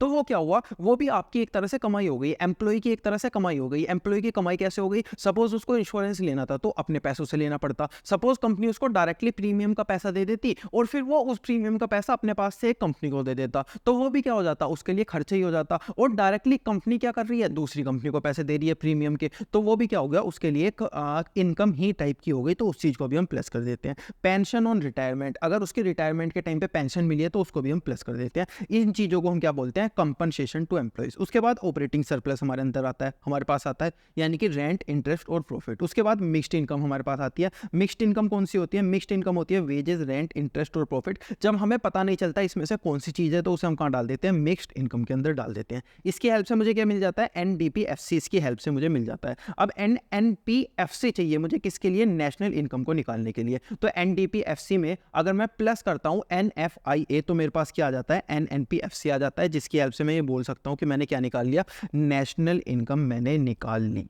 तो इस तरीके से मैं क्या करता हूँ, नेशनल इनकम निकालता हूँ। अब इसके कुछ प्रिकॉशंस होते हैं, क्या चीज़ हमें इंक्लूड करनी है, क्या चीज़ हमें एक्सक्लूड करनी है। सबसे पहले second hand goods, second hand goods हमें क्या करना है, इंक्लूड करना है। क्यों, क्योंकि ये भी फैक्टर पेमेंट के अंदर आता है। उसके बाद ब्रोकरेज, ब्रोकरेज क्या होती है, एक टाइप की सर्विस होती है, तो वो भी हमें इंक्लूड करना है। ओनर हाउस रेंट, जो ओनर है, जो बिजनेस का ओनर है, वो क्या करता है, हाउस के अंदर रहता है, तो उसका वो क्या देता है, रेंट देता है, तो वो भी हमें इंक्लूड करनी है। क्या, जिसको वो रेंट देगा उसकी वो क्या हो जाएगी, इनकम हो जाएगी। सेल्फ कंजम्पशन, अगर मैंने अपनी कंपनी से निकाल के कुछ खा लिया, यानी कि खुद से कुछ कंज्यूम कर लिया अपनी कंपनी में से, अपने बिजनेस में से, तो वो भी क्या हो गया, वो भी एक तरीके से मेरी इनकम हो गई। क्यों, अगर मैं वो वाली चीज नहीं लेता तो मुझे मार्केट से लेनी पड़ती, तो वो भी क्या हो जाती, इनकम हो जाती, तो वो भी क्या हो जाएगी, मेरी एक तरह से इनकम हो गई। Tax on dividend, tax on dividend क्या होता है, सपोज कंपनी ने 100 रुपीज का डिविडेंड आपको दिया, इसमें से आपने 90 रुपीज खुद रख लिया और 10 रुपीज क्या कर दिया, गवर्नमेंट को दे दिया, लेकिन आपको कितना मिला, आपको तो 100 मिला। इसका मतलब आपको ये 90 तो इंक्लूड करना ही करना है, ये 10 भी क्या करना है, इंक्लूड करना है एज अ इनकम। इसीलिए हम टैक्स ऑन डिविडेंड भी क्या करते हैं, इंक्लूड करते हैं।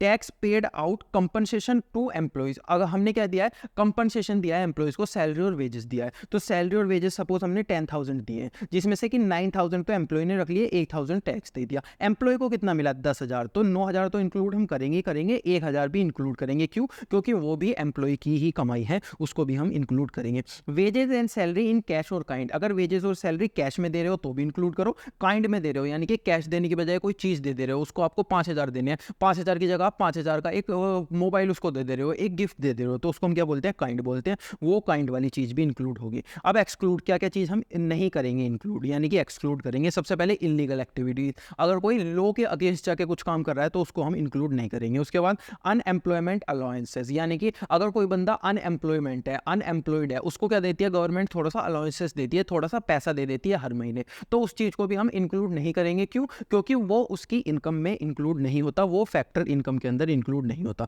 उसके बाद लॉटरी, अगर किसी की लॉटरी लगी है तो भी उस चीज़ को हम इंक्लूड नहीं करेंगे। क्यों? क्योंकि उसने अपनी मेहनत से वो इनकम नहीं कमाई, उसकी लॉटरी लग गई, उसको अपने आप से वो पैसा मिल गया। तो ये सारी चीज़ें हम क्या करेंगे, एक्सक्लूड करेंगे। ठीक है, अभी हम देखते हैं इसके क्वेश्चन। सबसे पहले, from the following data calculate national income. National income क्या होती है, NNPFC हमारे पास नेशनल इनकम आती है। हम क्या निकाल सकते हैं, अभी तक हमने सीखा है कि हम NDPFC तो निकाल देंगे, इनकम मेथड से हम NDPFC तो निकाल देंगे, लेकिन हमें निकालना क्या है, NNPFC हमें निकालना है। तो NNPFC हम कैसे निकालेंगे, NNPFC निकालने के लिए सबसे पहले हम क्या निकालेंगे, ये निकालेंगे NDPFC निकालेंगे। उसके बाद इसमें क्या करेंगे, NFIA को प्लस करेंगे। उसके बाद हमारी क्या निकल जाएगी, नेशनल इनकम निकल जाएगी। ठीक है, compensation to employees, compensation to employees को हम क्या करते हैं, प्लस करते हैं। ठीक है, इसके बाद रेंट को हम क्या करते हैं, रेंट को भी हम प्लस करते हैं। ठीक है, उसके बाद वेजेस और सैलरीज, इसको क्या करते हैं, इसको भी हम प्लस करते हैं। ठीक है, उसके बाद नेट एक्सपोर्ट का मतलब export minus import. Net export का मतलब क्या होता है, एक्सपोर्ट माइनस इंपोर्ट। अब इस चीज़ का हमें कहीं भी काम आता है क्या, ये चीज़ हमें कहीं भी इंक्लूड करनी है, कहीं भी इंक्लूड नहीं करनी। हमने तो देखा है कि हम कौन कौन सी चीज़ इंक्लूड करेंगे, वो वाली चीज़ इंक्लूड करेंगे जो कि फैक्टर सर्विसेज के नाम से आती है, जिसके बदले में हमें फैक्टर पेमेंट मिलता है। अब हमें एक्सपोर्ट माइनस इंपोर्ट करके क्या करना है, हम तो इस चीज़ को इंक्लूड नहीं करेंगे। तो ये चीज़ हमारी वो है, मतलब कि हमें इस क्वेश्चन के अंदर इस चीज़ का काम नहीं है। इसके बाद net factor income from abroad, यानी कि NFI हमें कितना दिया हुआ है, -20। तो यह क्या करेंगे, प्लस इसके अंदर क्या लिख देंगे, -20 लिख देंगे। ठीक है, इसके बाद प्रॉफिट को भी हम क्या करते हैं, ऐड करते हैं। ठीक है, उसके बाद इंटरेस्ट को भी हम क्या करते हैं, ऐड करते हैं। डेप्रीशिएशन का इस मेथड के अंदर हमारा कुछ काम है, कुछ भी काम नहीं है। रेमिटेंस फ्रॉम एब्रोड का कुछ काम होता है, कुछ भी काम नहीं होता। टैक्सेस ऑन प्रॉफिट के ऊपर क्या दिया गया है, टैक्सेस दिया गया है। तो ये क्या है, ये जो 300 है ना, इसके अंदर हमने 60 का टैक्स दिया है, यानी कि हमने क्या किया है, 240 रुपीज़ तो अपने पास रख लिए और 60 रुपीज़ का क्या दिया है, टैक्स दिया है। तो हमें क्या करना है, ये तो 240 तो इंक्लूड करना ही करना है, 60 भी हमें इंक्लूड करना है। हमने क्या किया है, 300 इंक्लूड किया है, यानी कि 240 इसके अंदर आ गया और 60 भी इसके अंदर आ गया। तो ये 60 को हमें दोबारा लिखने की जरूरत नहीं है, वरना क्या हो जाएगा, डबल काउंटिंग हो जाएगी। इस तरीके से हम क्या निकाल देंगे, NDPFC निकाल देंगे। ये हो गया 1000, ये हो गया 1400 और ये हो गया 1750। मुझे अपना कैलकुलेटर निकालना पड़ेगा जल्दी के लिए।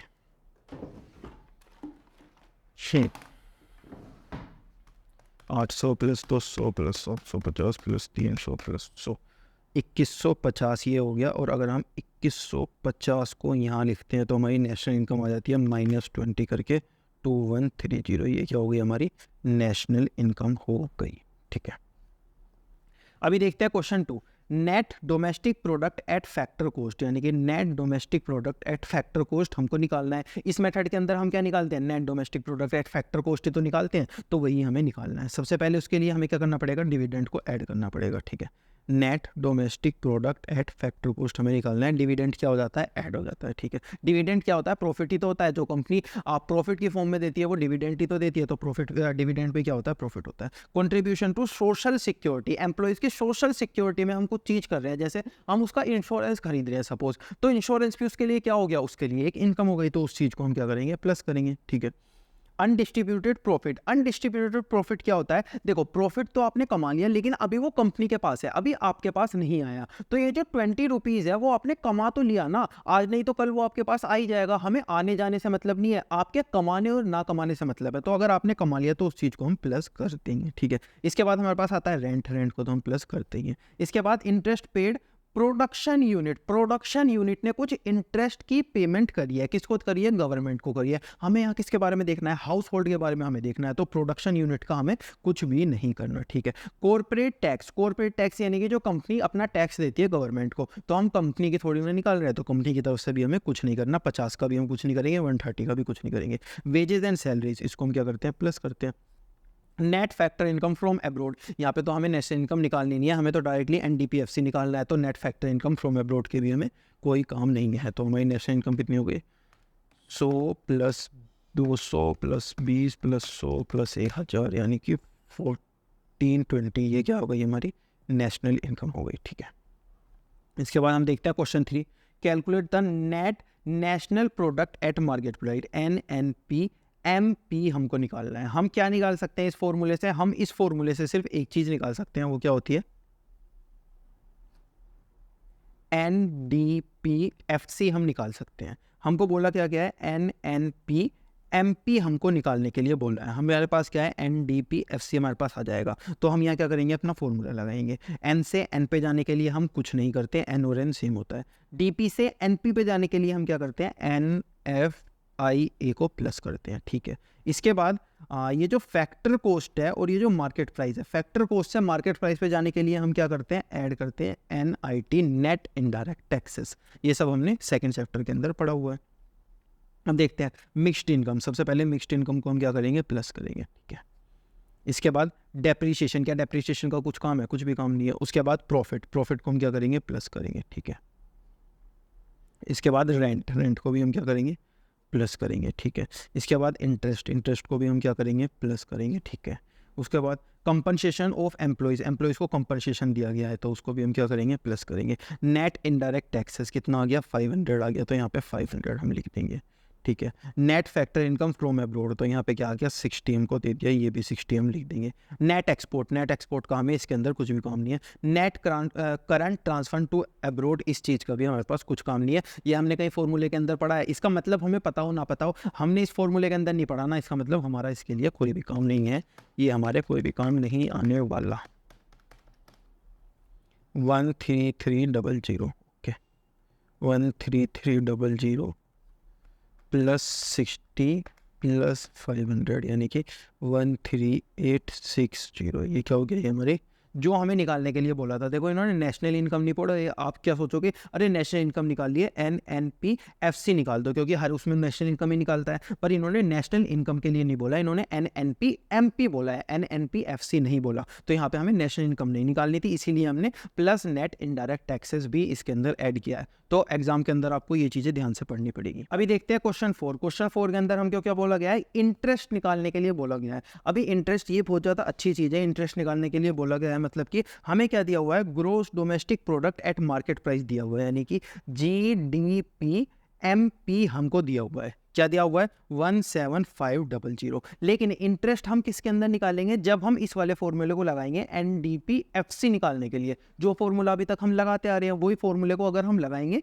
तो हमारा जाके क्या निकलेगा, इंटरेस्ट निकलेगा। तो हमें सबसे पहले NDPFC निकालना पड़ेगा। किसकी हेल्प से वो हम निकालेंगे, वो हम निकालेंगे GDPMP की हेल्प से। तो उसके लिए हमें क्या करना पड़ेगा, सबसे पहले ग्रोस से नेट पे जाना पड़ेगा। ग्रोस से नेट पे जाने के लिए हम डेप्रीशिएशन को माइनस करते हैं, ठीक है।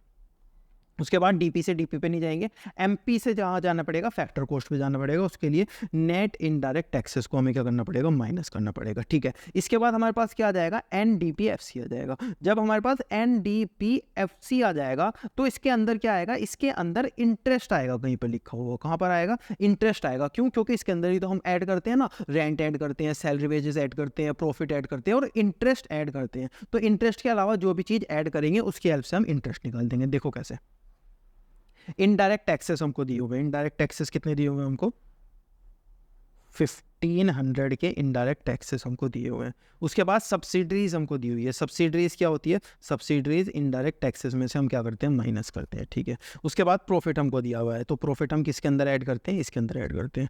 प्रॉफिट कितना है, 1100, ओके।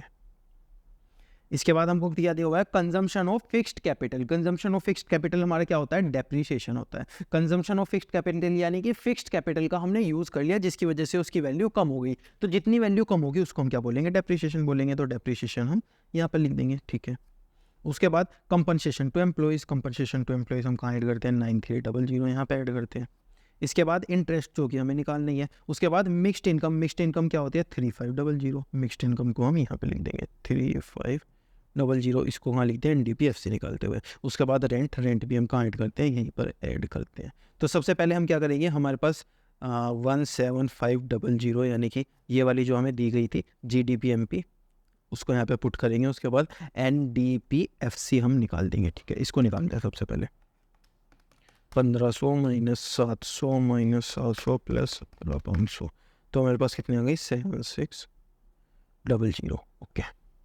इसके बाद हम इस चीज़ को 7600 को यहाँ करेंगे, इंटरेस्ट ऐसा का ऐसी रहने देंगे, प्लस बाकियों को प्लस कर लेंगे, 9300 3500 800 14700, और इसको इधर ले जाएंगे तो क्या हो जाएगा, माइनस का हो जाएगा, यानी कि 7600 माइनस 14700 इक्वल टू इंटरेस्ट हमारे पास आ जाएगा। और इंटरेस्ट अगर हम इसे माइनस करते हैं तो 7600 यानी कि 2900 का इंटरेस्ट हमारे पास आ जाएगा। ये क्या हो जाएगा हमारा आंसर।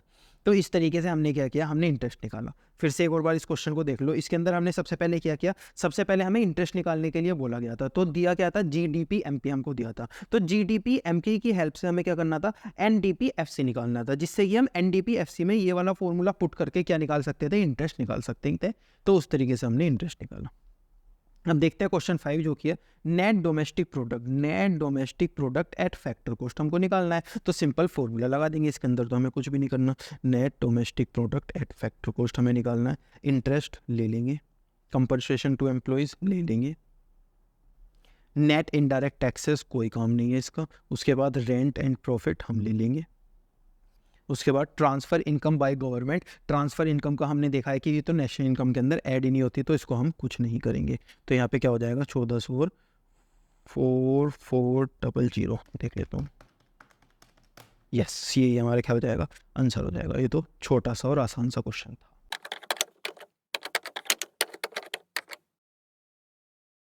टॉपिक 4 हमारे पास आता है एक्सपेंडिचर मेथड। अब देखते हैं इस मेथड से हम नेशनल इनकम कैसे निकालते हैं। सबसे पहले इस मेथड के अंदर हम क्या करते हैं, जितना भी इनकम होगी वो किसके इक्वल होगी, एक्सपेंडिचर के इक्वल होगी। क्यों, क्योंकि अगर किसी की इनकम हुई है तो किसी ने एक्सपेंडिचर किया है। इसका मतलब अगर हम इनकम की प्लस करके नेशनल इनकम निकालते हैं तो एक्सपेंडिचर का प्लस करके भी हम क्या निकाल सकते हैं, नेशनल इनकम निकाल सकते हैं। तो इस मेथड के अंदर हम क्या करते हैं, इस मेथड के अंदर हम जितनी भी एक कंट्री के अंदर एक्सपेंडिचर होता है उस एक्सपेंडिचर को क्या कर देते हैं, प्लस कर देते हैं। उसकी हेल्प से हम नेशनल इनकम निकाल देते हैं। तो वो एक्सपेंडिचर करता कौन कौन है, मतलब कि कौन से एक्सपेंडिचर को हमें प्लस करना है और कौन से एक्सपेंडिचर को हमें प्लस नहीं करना, वो सब चीजें अभी हम देखेंगे। देखो हमने क्या देखा था ना, चैप्टर 2 या 3 के अंदर हमने देखा था कि जो चैप्टर 2 के अंदर देखा था, जो इकोनॉमी होती है उसके ना 4 पार्ट होते हैं। सबसे पहला पार्ट हमारे पास आता है हाउस होल्ड। ये क्या करते हैं, हाउस होल्ड कंज्यूम करते हैं। क्या करते हैं, कंज्यूम करते हैं, और यही लोग जाके प्रोडक्शन यूनिट में जो प्रोड्यूसर होता है उसकी हेल्प करते हैं, ठीक है। अभी इसके बाद हमारे पास क्या आता है, प्रोड्यूसर। ये क्या करता है, प्रोड्यूसर गुड्स और सर्विस को बनाता है। उसके बाद हमारे पास आती है गवर्नमेंट। गवर्नमेंट क्या करती है, गवर्नमेंट वेलफेयर करती है और पॉलिसीज बनाती है, किसके लिए, जो भी हाउस होल्ड है उनके लिए। उसके बाद हमारे पास आता है रेस्ट ऑफ वर्ल्ड, जिसको हमने बोलता है ROW। रेस्ट ऑफ वर्ल्ड के साथ हम क्या करते हैं, जो भी हमारी कंट्री के अलावा पूरी दुनिया है उनके साथ जो भी हम बेचना और खरीदना करते हैं, एक्सपोर्ट और इम्पोर्ट करते हैं, उसको हम बोलते हैं रेस्ट ऑफ वर्ल्ड के साथ हमने जो भी चीज़ें हमने की है, ठीक है। इसका हम क्या बोलते हैं, इकोनॉमी के 4 पार्ट्स बोलते हैं। तो ये सारे लोग ना कुछ एक्सपेंडिचर करते हैं। ये सारे लोग क्या करते हैं, कुछ ना कुछ एक्सपेंडिचर करते हैं। जैसे हाउस होल्ड एक्सपेंडिचर क्या करता है, हाउस होल्ड अपने कंजम्पशन के लिए एक्सपेंडिचर करता है। हाउस होल्ड क्या करता है, अपनी नीड्स के लिए कुछ एक्सपेंडिचर करता है। जैसे मुझे मोबाइल की जरूरत है, मैंने एक्सपेंडिचर कर दिया मोबाइल के ऊपर। मुझे खाने की जरूरत है, कपड़ों की जरूरत है, घर की जरूरत है, कार की जरूरत है, मुझे जिन भी चीज़ की जरूरत है मैं उनके ऊपर एक्सपेंडिचर करता हूँ। तो ये वाले एक्सपेंडिचर को हम क्या करते हैं, प्लस करते हैं, ठीक है। इसके बाद प्रोड्यूसर क्या करता है, प्रोड्यूसर भी एक्सपेंडिचर करता है, लेकिन प्रोड्यूसर दो टाइप के एक्सपेंडिचर करता है। एक एक्सपेंडिचर करता है इन्वेस्ट करने के लिए, एक एक्सपेंडिचर करता है जिस एक्सपेंडिचर से वो क्या कर सकता है, बाद में फ्यूचर में जाके दूसरे गुड्स बनाएगा, जैसे कि मशीन हो गई, जैसे कि क्या हो गया, मशीन हो गया, ठीक है। उसके बाद दूसरा एक्सपेंडिचर प्रोड्यूसर कौन सी तरीके का करता है, जो कि वो कंज्यूम कर लेता है, जैसे कि रॉ मटेरियल हो गया, क्या हो गया, जैसे कि रॉ मटेरियल हो गया, ठीक है। अभी गवर्नमेंट क्या करती है, गवर्नमेंट हमारे लिए रोड बनवाती है, हमारा वेलफेयर करती है, और भी बहुत सारी चीज़ें गवर्नमेंट करती है, तो वो सब क्या हो जाता है, गवर्नमेंट का एक्सपेंडिचर हो जाता है, ठीक है। और रेस्ट ऑफ वर्ल्ड के साथ हम क्या करते हैं, जितना हम रेस्ट ऑफ वर्ल्ड को देंगे माइनस जितना उनसे लेंगे, उस चीज़ को वो हम क्या कर देंगे, अपनी नेशनल इनकम के अंदर ऐड कर देंगे। जैसे जितना भी हमने एक्सपोर्ट किया, हमने क्या किया, जितना भी हमने एक्सपोर्ट किया उसमें से हम क्या माइनस कर देंगे, जितना भी हमने इंपोर्ट किया है, क्या किया है, जितना भी हमने इंपोर्ट किया है, और जो बचा है उसको हम क्या कर देंगे, जो बचा है उसको हम क्या कर देंगे, उसको हम नेशनल इनकम के अंदर ऐड कर देंगे। जो बचता है उसको हम क्या बोलते हैं, उसको हम बोलते हैं नेट एक्सपोर्ट, उसको हम क्या बोलते हैं, नेट एक्सपोर्ट बोलते हैं। तो इसको भी हम क्या कर देंगे, इनकम के अंदर ऐड कर देंगे। तो इस तरीके से हाउस होल्ड, इस तरीके से प्रोड्यूसर, इस तरीके से गवर्नमेंट, और इस तरीके से रेस्ट ऑफ वर्ल्ड से कुछ एक्सपेंडिचर होते हैं, जिन एक्सपेंडिचर की हेल्प से हम क्या करते हैं, इकोनॉमी के अंदर नेशनल इनकम निकालते हैं, इन सारे एक्सपेंडिचर को क्या करके, प्लस करके, ठीक है। अब देखते हैं इस मेथड के अंदर हम क्या करते हैं, फाइनल गुड्स और सर्विसेज जितने भी अकाउंटिंग ईयर के अंदर बने हैं उनको क्या कर देते हैं, उनके ऊपर जितने भी एक्सपेंडिचर हुए उन सबको हम प्लस कर देते हैं, ठीक है। अभी उनके ऊपर एक्सपेंडिचर कौन कौन करेगा, सबसे पहले तो प्राइवेट फाइनल कंजम्पशन एक्सपेंडिचर होगा, यानी कि वो वाला एक्सपेंडिचर जो कि हाउस होल्ड करेगा। इसका शॉर्ट फॉर्म क्या होता है, सी का मतलब कंजम्पशन के लिए जो भी एक्सपेंडिचर होगा, कंजम्पशन के लिए कौन करेगा एक्सपेंडिचर, हाउस होल्ड, ओके। इसके बाद दूसरा हमारे पास आता है गवर्नमेंट एक्सपेंडिचर। गवर्नमेंट क्या करती है, एक्सपेंडिचर करती है कुछ वेलफेयर के लिए, इसको हम क्या बोलते हैं, जी। तो जी का मतलब यहाँ पे क्या हुआ, जी का मतलब हुआ जो भी गवर्नमेंट एक्सपेंडिचर करेगी, जो भी क्या करेगी, गवर्नमेंट एक्सपेंडिचर करेगी, ठीक है। इसके बाद इन्वेस्टमेंट एक्सपेंडिचर होता है। इन्वेस्टमेंट एक्सपेंडिचर कौन करता है, प्रोड्यूसर। प्रोड्यूसर दो टाइप के एक्सपेंडिचर करता है, एक तो फिक्स्ड इन्वेस्टमेंट पे, फिक्स्ड इन्वेस्टमेंट यानी कि वो वाली इन्वेस्टमेंट जिसके ऊपर वो मशीन खरीद के ले आएगा और फर्दर फ्यूचर में जाके उसकी हेल्प से गुड्स बनाएगा। जैसे एक फैक्ट्री वो लगा लेगा, फर्दर फ्यूचर में जाके उसकी हेल्प से वो गुड्स बनाएगा, उसको हम फिक्स्ड इन्वेस्टमेंट बोलते हैं। दूसरा इन्वेंटरी इन्वेस्टमेंट, यानी कि जो उसके स्टॉक के लिए रॉ मटेरियल चाहिएगा, जो छोटी मोटी चीज चाहिए कि वो इन्वेंटरी इन्वेस्टमेंट होता है। तो प्रोड्यूसर दो टाइप की इन्वेस्टमेंट करता है, इसको हम क्या बोलते हैं, इसकी शॉर्ट फॉर्म हम बोलते हैं आई क्यों, क्योंकि वो मेनली इन्वेस्टमेंट करता है। तो ये कौन करता है, ये करता है प्रोड्यूसर, इसको हम क्या बोलते हैं, प्रोड्यूसर बोलते हैं। और एक्स माइनस एम क्या होता है, यानी कि नेट एक्सपोर्ट, इसका मतलब डिफरेंस जितना एक्सपोर्ट और इंपोर्ट के बीच में होता है उसका एक्सपेंडिचर भी हम प्लस कर देते हैं, तो इसको भी हम क्या बोलते हैं, net export.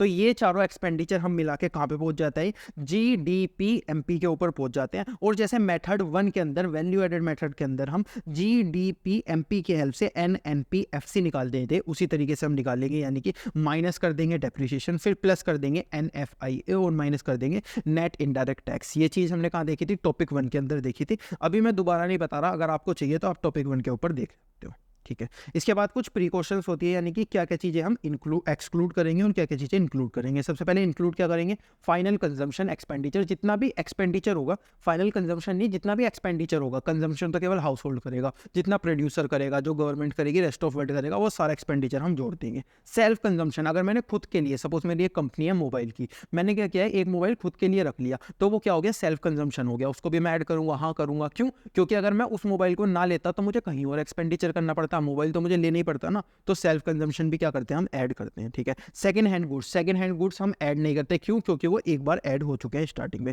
Share and bonds, share and bonds को हम ऐड नहीं करते, क्यों, क्योंकि वो इंटेंजिबल एसेट हमारी होती है। उसके बाद ट्रांसफर पेमेंट, ट्रांसफर पेमेंट को तो हमने देखा है कि हम नेशनल इनकम के अंदर कहीं भी ऐड नहीं करते। इस मेथड के अंदर क्या, किसी भी मेथड के अंदर ट्रांसफर इनकम को तो हम ऐड ही नहीं करते। ट्रांसफर इनकम याद है ना, वो इनकम जो कि हम हेल्प डोनेशन के लिए कर देते हैं, जिसके बदले में हमें कुछ नहीं मिलता, तो ट्रांसफर इनकम को तो हम कहीं भी ऐड नहीं करते, ठीक है। अब इसके कुछ न्यूमेरिकल्स देख लेते हैं। सबसे पहले कैलकुलेट नेशनल इनकम, सबसे पहले हम नेशनल इनकम कैलकुलेट करेंगे, यानी कि एनएनपीएफसी हमें कैलकुलेट करना है। हम क्या कर सकते हैं, जीडीपी एमपी कैलकुलेट कर सकते हैं। तो जीडीपी एनएनपीएफसी हम जीडीपी एमपी से कैसे निकालते हैं, अभी जो मैंने थोड़ी देर पहले आपको बताया, ग्रोस से नेट पे जाने के लिए माइनस कर देंगे डेप्रिसिएशन। अब डीपी से एनपीजी पे जाने के लिए हम प्लस कर देंगे net factor income from abroad, और एमपी से फैक्टर कॉस्ट पे जाने के लिए हम क्या करेंगे, माइनस कर देंगे नेट इनडायरेक्ट टैक्सेस। ठीक है, तो निकालते हैं अब एक एक करके। सबसे पहले प्राइवेट वालों ने कुछ किया है तो उसको हम प्लस कर देंगे, उसके बाद प्रॉफिट हुआ है तो उसको हम क्या कर देंगे, प्लस कर देंगे। प्रॉफिट क्या हुआ है, सॉरी, प्रॉफिट का हम कुछ भी नहीं करेंगे। प्रॉफिट का हम कुछ भी क्यों नहीं करेंगे, क्योंकि हम किस वाले एक्सपेंडिचर में, हम एक्सपेंडिचर वाले में, हम इनकम के अंदर तो नहीं है। प्रॉफिट क्या होती है, इनकम होती है, तो प्रॉफिट का हम कुछ भी नहीं करेंगे। उसके बाद गवर्नमेंट ने कुछ किया है तो गवर्नमेंट को हम एक्सपेंडिचर को प्लस कर देंगे। उसके बाद net indirect taxes, net indirect taxes यहाँ पे है, हाँ बिल्कुल है, यहाँ पे क्या है 50 नेट इनडायरेक्ट टैक्सेस है, तो उसको हम यहाँ पे माइनस कर देंगे।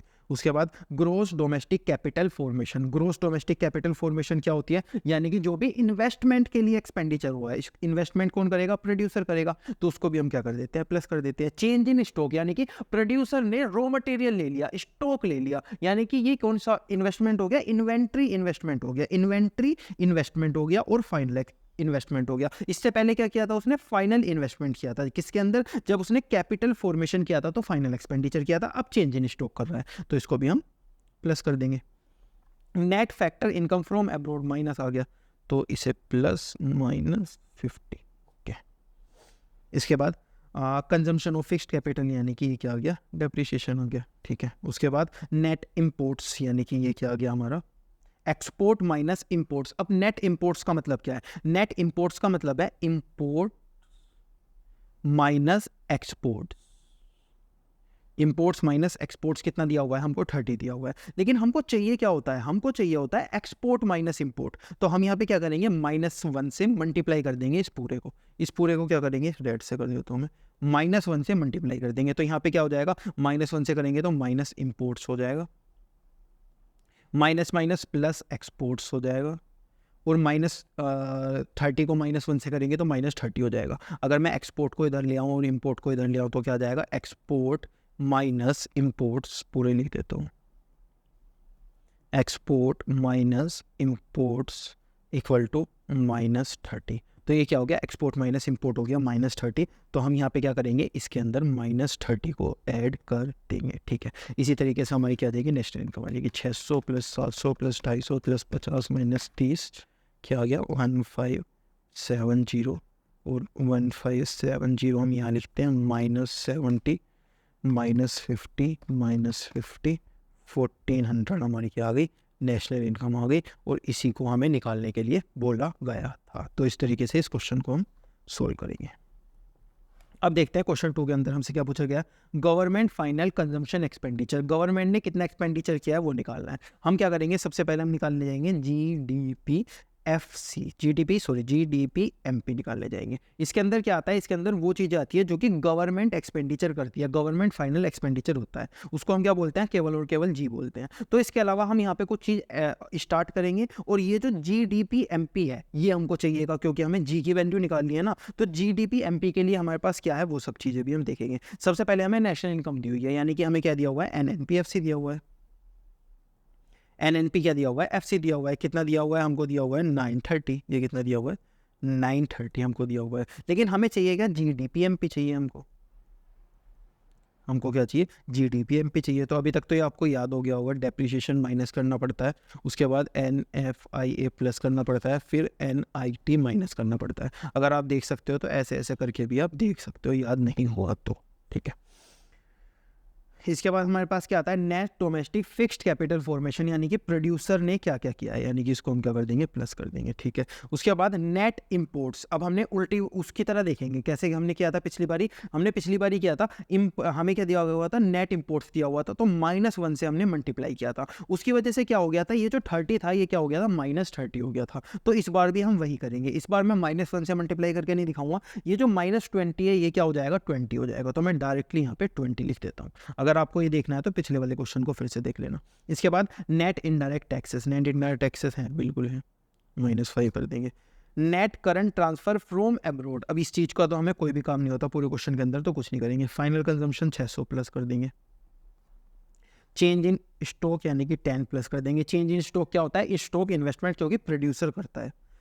Net factor income from abroad क्या कर देंगे? 5 को प्लस कर देंगे। डेप्रिसिएशन होगा। Gross domestic fixed capital formation कितना हो गया? 125 हो गया। तो क्या हमको डेप्रिसिएशन कहीं पर भी नहीं दिया क्या?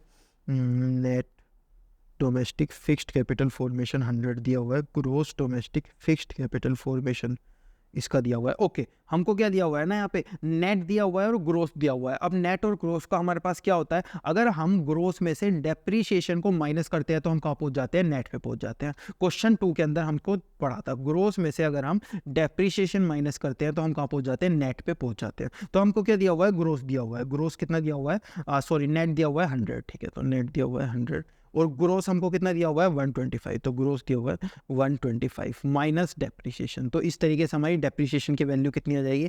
हमारी डेप्रिसिएशन की वैल्यू आ जाएगी, डेप्रिसिएशन इक्वल टू, डेप्रिसिएशन को इधर लेके आएंगे -100 कर देंगे, तो डेप्रिसिएशन कितना हो जाएगा? 25 हो जाएगा। तो 25 हमारा क्या आ गया? डेप्रिसिएशन आ गया। ठीक है, अभी हमने क्या कर दिया ना, हमने इस क्वेश्चन के अंदर एक गलती कर दी, हमने ये 100 भी ऐड कर दिया और 125 भी ऐड कर दिया, यानी कि ये भी ऐड कर दिया, ये भी ऐड कर दिया। लेकिन हम क्या करते हैं? केवल और केवल एक चीज़ ऐड करते हैं। क्या ऐड करते हैं? हम केवल और केवल नेट ऐड करते हैं। इसका मतलब हमें ये जो ग्रोस है ये ऐड नहीं करना, तो 125 ऐड नहीं करेंगे। बहुत ज़्यादा ट्रिकी क्वेश्चन है। इस टाइप के क्वेश्चन एक्चुअल में एग्जाम के अंदर आते हैं, तो ये वाले क्वेश्चन आप जरूर करके जाना। ठीक है, अभी मैं क्या करूँगा? सबसे पहले जीडीपी एनपी की वैल्यू निकालूंगा। जीडीपी एनपी की वैल्यू कितनी आती है? 930 में से अगर मैं माइनस करता हूँ, सॉरी प्लस करता हूँ 25, माइनस करता हूँ 5, प्लस करता हूँ 5, तो क्या आ जाएगा? 9955 आ जाएगा। ये क्या आ गई? हमारी जीडीपी एमपी आ गई। आप निकाल के देख लेना, इतनी आ जाएगा। तो 955 हमारे पास आ जाता है। जी प्लस में हमारे पास क्या है? 100 प्लस 20 प्लस 600 प्लस 10, तो हमारे पास क्या आ गया? 730 आ गया। तो जी इक्वल टू -955 हो गया। 225 हमारे पास आ गया। तो गवर्नमेंट ने कितना एक्सपेंडिचर किया है इस साल के अंदर? गवर्नमेंट ने एक्सपेंडिचर किया है 225। तो ये वाला क्वेश्चन ना बहुत ज़्यादा ट्रिकी क्वेश्चन था तो बहुत आसान, कि जिसके कॉन्सेप्ट क्लियर है वो आसानी से कर देगा। लेकिन क्या है, ये वाला जो ग्रोस वर्ड है और नेट वर्ड है वो चीज़ हमें एग्जाम के अंदर देखनी होगी। देखो मैं इतने ध्यान से पढ़ रहा हूँ, उसके बाद मुझसे भी ये छूट गया कि नेट और ग्रोस क्या होता है। तो अभी हमें देखना पड़ेगा कि नेट और ग्रोस होता क्या है। इस क्वेश्चन को हमें ढंग से एग्जाम के अंदर पढ़ना पड़ेगा। अभी क्वेश्चन 3 हम देखते हैं। Net domestic product at factor cost यानी कि NDPFC हमको निकालना है। पर इसे निकालने के लिए हमें क्या निकालना पड़ेगा? सबसे पहले GDPMP हमको निकालना पड़ेगा। उसके बाद हम क्या करेंगे? NDPFC निकालने के लिए हम क्या करेंगे? GDPMP हम निकालेंगे। उसके बाद ग्रोस से नेट पे जाने के लिए हम क्या करेंगे? माइनस करेंगे डेप्रिसिएशन को। डोमेस्टिक प्रोडक्ट से डोमेस्टिक प्रोडक्ट पे तो हम क्या ही जाएंगे, लेकिन मार्केट प्राइस से फैक्टर कॉस्ट पे जाने के लिए NIT को हम माइनस कर देंगे। ठीक है, इसके बाद gross domestic product at market price. सबसे पहले फाइनल कंजम्पशन एक्सपेंडिचर बड़ा करके लिख लेता हूँ, 8000 हमारे पास हो गया। इसके बाद गवर्नमेंट ने कितने किया? 1000 हमें किया। ठीक है, एक्सपोर्ट और इंपोर्ट यानी कि एक्सपोर्ट माइनस इंपोर्ट कितना हो गया? 70 माइनस 120 हो गया हमारे पास माइनस का 50। 70 माइनस 120 हो गया हमारे पास माइनस का 50 प्लस माइनस का 50। इसके बाद प्लस करेंगे कुछ चीज़ें। कंजम्पशन फिक्स्ड कैपिटल हो गया हमारे पास। सॉरी, कंजम्पशन और फिक्स्ड कैपिटल का मतलब क्या होता है? हमारे पास डेप्रिसिएशन, यानी कि हमारे पास फिक्स्ड कैपिटल थी उसको हमने कंज्यूम कर लिया, तो ये क्या है? हमारी डेप्रिसिएशन, यानी कि माइनस हो गया 60। ओके, इसके बाद gross domestic fixed capital formation यानी कि हमने क्या किया है? इन्वेस्टमेंट किया है। किसने? प्रोड्यूसर ने। ठीक है, चेंज इन स्टॉक, प्रोड्यूसर ने ही इन्वेंट्री खरीदी है। चेंज इन स्टॉक यानी कि 100। फैक्टर इनकम फ्रॉम अब्रोड यानी कि फैक्टर इनकम हमने अब्रोड से कमाई है। अब इस चीज़ का हमें कुछ करना है, इनकम का तो हमें इस वाले मेथड के अंदर कुछ करना ही नहीं है, हमें तो सिर्फ एक्सपेंडिचर से मतलब है, तो इस चीज़ का हम कुछ भी नहीं करेंगे। फैक्टर इनकम फ्रॉम अब्रोड हम इसका भी कुछ नहीं करेंगे। उसके बाद नेट इनडायरेक्ट टैक्सेस, तो इनडायरेक्ट टैक्सेस हम क्या करेंगे? यहाँ 700 लिख देंगे। उसके बाद सब्सिडरीज यानी कि 50 सब्सिडरीज, इसमें से हम माइनस कर देंगे। Net current transfer from abroad यानी कि हमने करंट ट्रांसफ़र अब्रोड में किया है, तो इस चीज़ का भी हम कुछ नहीं करेंगे। अब हम यहाँ कर देंगे 8000 plus 1000 minus 50 plus 500 plus 100, 9550 equal to NDPFC के लिए, और इसको हम सोल्व करके 9550 माइनस 60 माइनस 700 प्लस 50 यानी कि 8840 हम करेंगे। तो ये क्या हो जाएगा, हमारा आंसर हो जाएगा। ठीक है, इसके बाद लास्ट क्वेश्चन हमारे पास आता है question 4, calculate net national product at market price. हमें क्या करना है, नेट नेशनल प्रोडक्ट निकालना है मार्केट प्राइस के ऊपर। तो हमें क्या निकालना आता है, हमें तो सिर्फ एक चीज़ निकालनी आती है, GDP MP निकालनी आती है सारे एक्सपेंडिचर को प्लस करके। ठीक है, लेकिन हमें निकालने को क्या बोला है, NNP MP। अब जो क्वेश्चन बोलेगा वो तो हमें निकालना ही पड़ेगा ना। तो NNP MP निकालने के लिए हम GDP MP को यहाँ रखेंगे। उसके बाद क्या करेंगे, ग्रोस से नेट पे जाने के लिए डेप्रिसिएशन को माइनस करेंगे। फिर DP से NP जाने के लिए हम क्या करेंगे, NFIA को प्लस करेंगे। उसके बाद MP से MP में हम जाके क्या ही करेंगे। ठीक है, gross domestic fixed capital formation, सबसे पहले क्या पूछा गया है, gross domestic fixed capital formation 400। Okay, उसके बाद प्राइवेट फाइनल कंजम्पशन एक्सपेंडिचर यानी कि 800 को हम क्या कर देंगे, प्लस कर देंगे। गवर्नमेंट का इसको भी क्या कर देंगे, 3000, यहाँ पे 8000 है। चेंज इन स्टॉक यानी कि इन्वेंट्री में क्या किया है, प्रोड्यूसर ने खरीदी होगी। कंजम्पशन ऑफ फिक्स्ड कैपिटल, ये क्या होता है, डेप्रिसिएशन होता है, तो इसको क्या कर देंगे, माइनस डेप्रिसिएशन कर लेंगे। नेट इनडायरेक्ट टैक्सेस, ये क्या होता है, नेट इनडायरेक्ट टैक्सेस का तो हमें कोई यूज़ ही नहीं है इसके अंदर, तो इसको हम क्या करेंगे, कुछ भी नहीं करेंगे। नेट एक्सपोर्ट्स, एक्सपोर्ट क्या आया हमारे पास, 60 आया, तो इसे प्लस माइनस 60 हम इस तरीके से कर देंगे।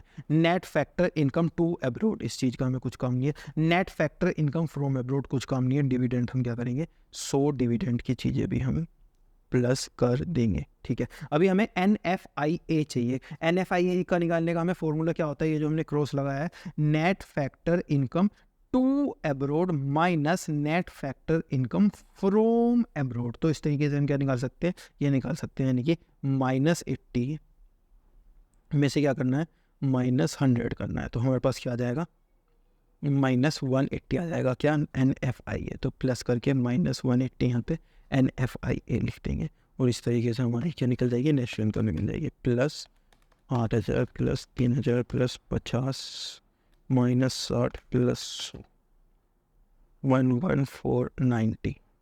11490 को हम यहाँ लिखेंगे, -40 करेंगे, -180 करेंगे, तो हमारे पास क्या जाएगा, 112700।